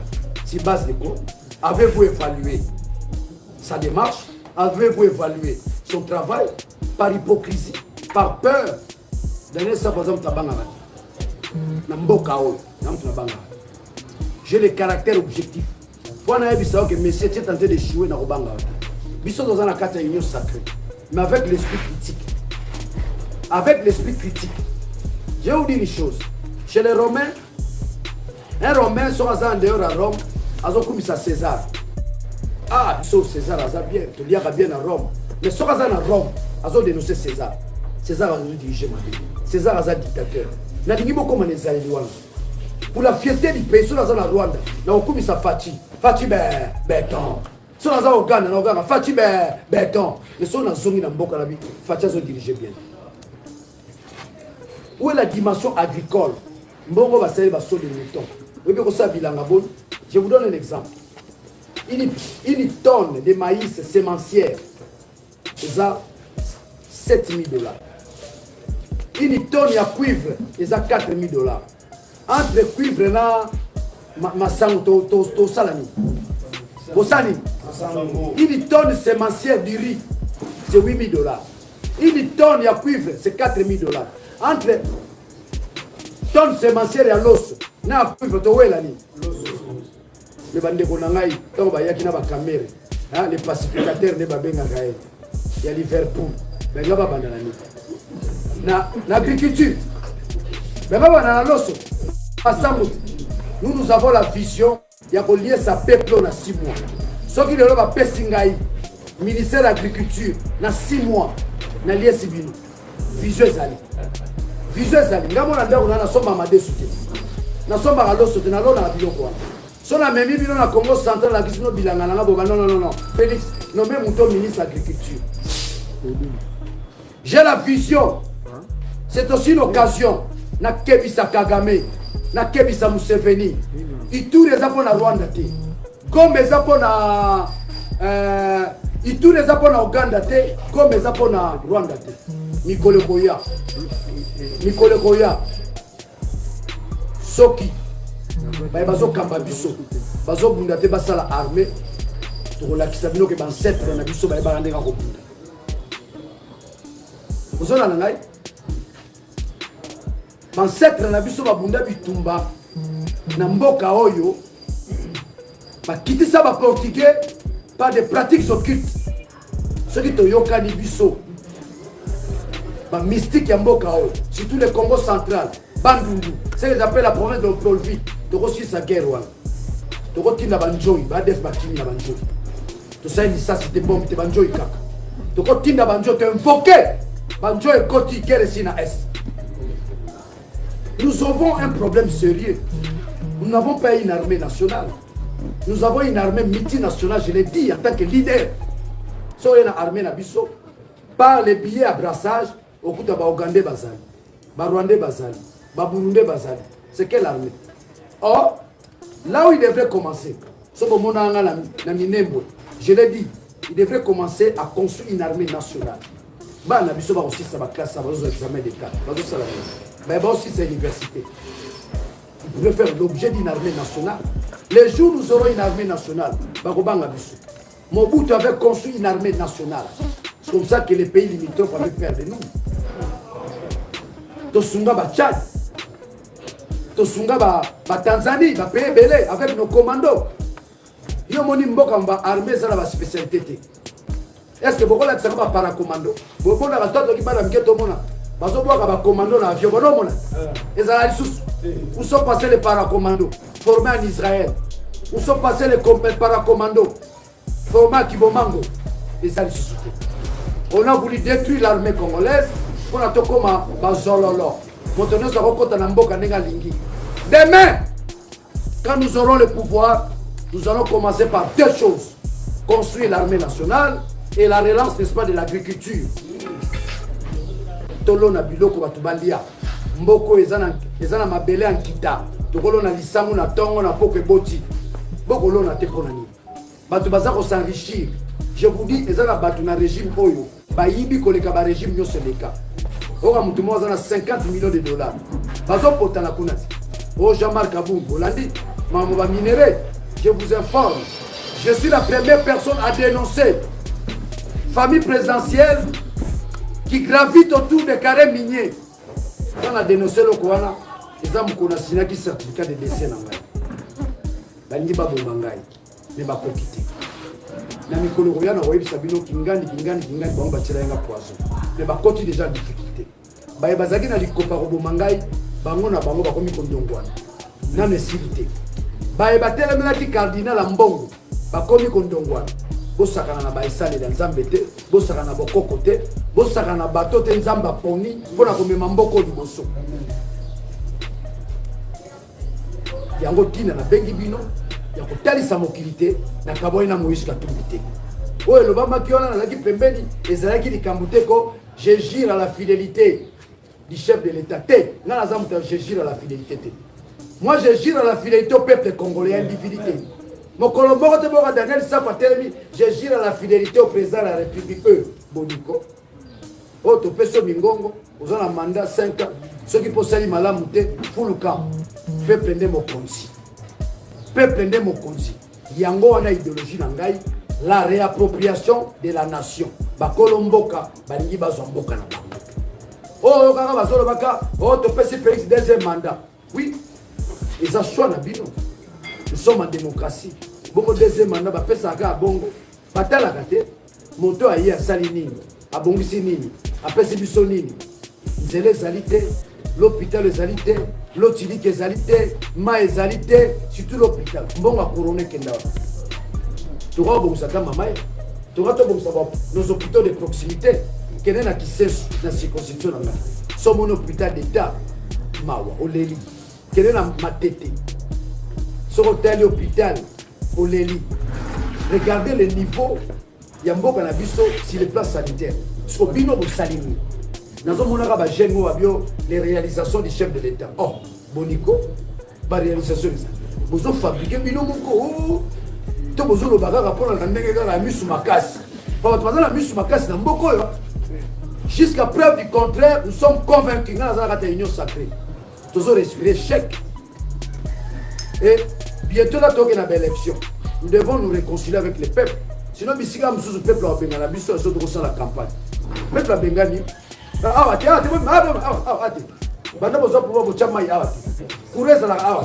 il faut une réconciliation entre nous et le peuple.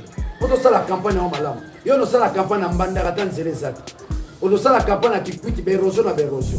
On a la campagne à Mayombe, Mawa. Il y a Osaranate. Donc, le Congo, c'est un pays riche, mais qui nécessite une vision. C'est ce que je dis à la Sangana Katumi. Parce que dans mon moto, il y a une vision, l'esclavagisme, il y a Nzala. L'esclavagisme, il y a absence de l'autorité de l'État. L'esclavagisme, il y a absence. Il y a État-nation. Il faut construire l'État. Il n'y a pas l'État dans notre pays. Il n'y a que des flatteurs, des renards, des corbillards. Les mêmes corbillards qui ont cabine dans le cimetière. Et reste, il y a des mayele à Dindama. Il y a des Lukutana à Dindama à Zakaka. Ce que l'élection en 2023, Kabila risque de revenir encore au galop. Parce qu'il va y avoir un dialogue.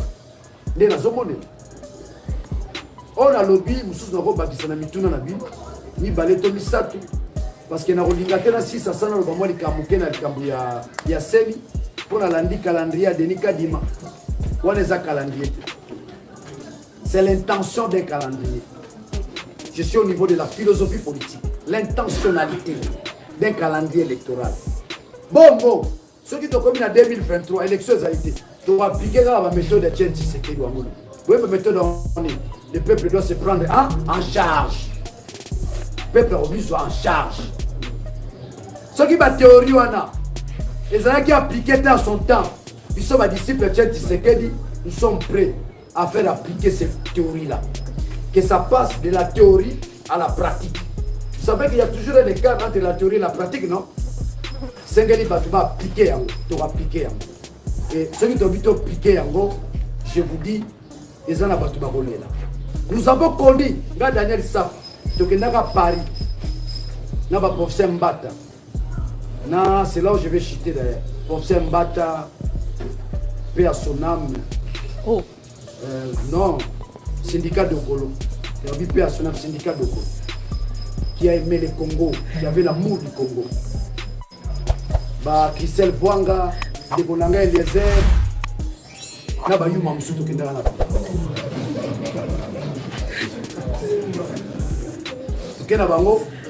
juste pour réfléchir sur l'avenir du Congo. Qu'est-ce que nous allons dégager comme recette? Transition sans Kabila s'il n'y a pas élection. Nous allons en aller. On a besoin de tiroir pour appliquer le s'il n'y a pas élection en 2023, nous allons mettre une transition en place sans Félix. Transition sans Félix. Parce que ce sont des réflexions que nous avons dégagées à son temps qui n'ont pas été mises en application. Parce que c'est dangereux. C'est dangereux s'il n'y a pas élection en 2023. Nous aurons détruit, n'est-ce pas, l'ordre constitutionnel. Et comment obtenir l'ordre constitutionnel s'il n'y a pas élection? Comment obtenir l'ordre constitutionnel? C'est-à-dire comment et comment gêner. Parce que l'autre principe, nous sommes avec Yango, constitution, Bible et Nabiso. Ceux qui ont mis Bible, tout ça va Christ. Tout ça va Christ. Tout ça va Christ. Biso, député national, Azali gardien de la constitution. Azali gardien d'individualité. Si biso mingongo babengi bango peuple souverain. Tant que pesi na mungongo nazana te pona la darabutu na sima. Yo kaka, yo za danger. Yo za libaya, yo za béton, yo za libende. Pour comme ça ministre, comme ça PDG. Ce comme ça ministre, c'est par rapport à ma vision, c'est par rapport à ma lutte. Ce comme ça ministre, par rapport à Constance Nangaï. Ce comme ça ministre, tu te dis, mon tour sur le gouvernement, il va apporter une chose. Et ça, là, on n'a pas si. Dans notre gouvernement, on a bondi saka, sur notre mouya, tant qu'on a cachot, mouya, on a un grand hôtel. Comme membre FCC, Baliaou, on a bondi ça, Banyama Kofina. Mais là, on a moni bango, comme un gouvernement. L'ironie du sort. L'ironie du sort. Et quelle est l'importance de la lutte? Balongo la lutte idée na mitu abana na biso. C'est au prix de la lutte dans la commune député. C'est au prix de la lutte. Parce que na tel la régime à Mayuya. Parce que na tel la régime qui na philosophie au détruit Congo. Ce sont des expressions que j'ai apportées dans ce pays. Je disais tantôt, Kabila est venu avec la philosophie de la destruction. Est-ce que philosophie à ok? Tu es salica.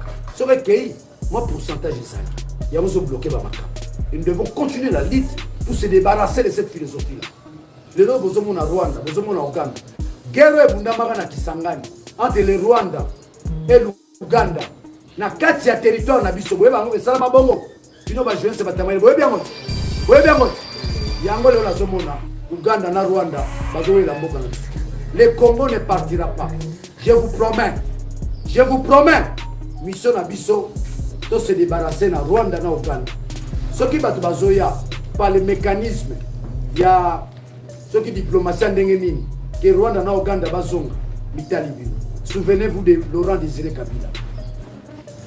Souvenez-vous de Laurent Désiré Kabila. Souvenez-vous de tous les martyrs qui se sont bâtis pour nous protéger le Congo. Dans la Kibino, après 2023, si nous n'aurons pas l'armée, nous allons utiliser la puissance ancestrale. Banjoy, nous allons utiliser Banjoy, nous allons utiliser Lion, nous allons utiliser Ngando. Soda Rwanda moni Rwanda pena Ngando abimi na zamba kange na Kingo. J'en appelle na union sacrée to bunda pona pour améliorer la vie à soldats. Moto a limia panza makila na pour protéger bino et sengele ba foutre malamu. Il y a un grand dictateur en Afrique, Afandi Seko na Seko. Il s'appelle Paul Biya. Il a organisé le Coupe d'Afrique. Bobi Afandi Seko na Seko pour l'anime. Les citoyens les mieux payés au Rwanda, au Cameroun, ils s'appellent militaires. C'est les soldats. Soldats ont le salaire à l'école. Bon, ça a la confiance, n'a pas Daniel Saf. ba makambo zomo lezo sala na ba Mali na ba Guinée baza bandeko. Aujourd'hui nous avons des contacts puissants. Au cas où Moutalimo soit mboko en otage, je vous promets, je vous donne ma parole. Peuple congolais, Moutarolinga soit mboko en otage. Moutarolinga détruit constitution mboko. Torokange na maboko. Je vous promets. Torokange na maboko. Donc ici soni pour la génération roya. Ba otalisa te mboko za mboka kosakana na ngote. Mboka Fumuki Mbangu, mboka Mbumba Philippe, mboka Nzenzalandu, mboka Kasavubu, mboka Lumumba. Za mboka kosakana na ngote. Tala bato baza ko s'enrichir. Bomoni ndako ya Jean-Marc Kabou. Ata bangwanda batonga bandako bongo. Batonga bandako bongo. Na l'espace à 2 ans, il a dit locataire à Kingabwa a tombé une villa. Mais allez vérifier son compte en banque. Naoki a lobby, oh moi je ne fais pas les affaires. Na Boniko yo. Yo doit la carré minier. Ça je même à il a des carrés miniers. Je parle sous le contrôle des réseaux des parlementaires du secteur minier dont je suis le président. T'as dit ça. Lisse Nicolas Lisse. Non, on l'a dit là-bas. Bah, carré minier. À un moment donné, je vais dresser la liste. Il y a pas carré minier. Et bientôt là, Bosso va signer la décision. Je compte sur lui pour que les réseaux soient opérationnels. On a zaga au levé la bino yangoana. Ceux qui vous ont mituna botuna. Moto azali bosso na bino, c'est un compatriote. Na banga ramutute na respectera nemu, na banga ranzam. Moto na yo banga waza na mandat éternel. Soza na mandat 5 ans une fois renouvelable, na respecter yo au nom de la constitution. Moto Balia Kala. J'ai 48 arrestations, j'ai combattu la dictature de Kabila, bien que Kabila m'a sonné. Ça la ngama na combattre ba muyaya balia ou le ba ministre ba tala ngapi na musika mais maramango esila kala mingi so totali manani ngazo kenetika 11 mois et 3 jours. Ça vaut la parole. Ce que na professeur Kimbangu Balobi, c'est le 5e président qui apportera la paix, le développement du Congo. C'est le 5e président. Et révélation à Kimbangu Makamalobaka na Sanda, il n'y a pas de ça. Otomoindo a besoin de pouvoir naïe et puis à Kouton. Na web Sabine Lokomoko, moto lobakite, mbokango se kufa nango. Je vous dis, le Congo a la mission de devenir la puissance économique du monde. Na professeur Kimbangu, to lier ça au monde entier. Au Congo. Congo à lobby. Ça sera la puissance économique du monde. Yango moni, pour Kamba Congo, pour Yeba Congo. Si vous avez Congo, vous avez un okaka, vous avez une montre chère, vous avez un jeep, vous avez un nene, vous avez un peu de mais vous avez un Congo, vous avez un Daniel Saf. Vous avez que, on est au bien de félicitations, vous avez la moindre idée, mais il faut faire un peu de monde. Monsieur Fongwa Malokola Bisso, Monsieur Fongwa Malokola Bisso,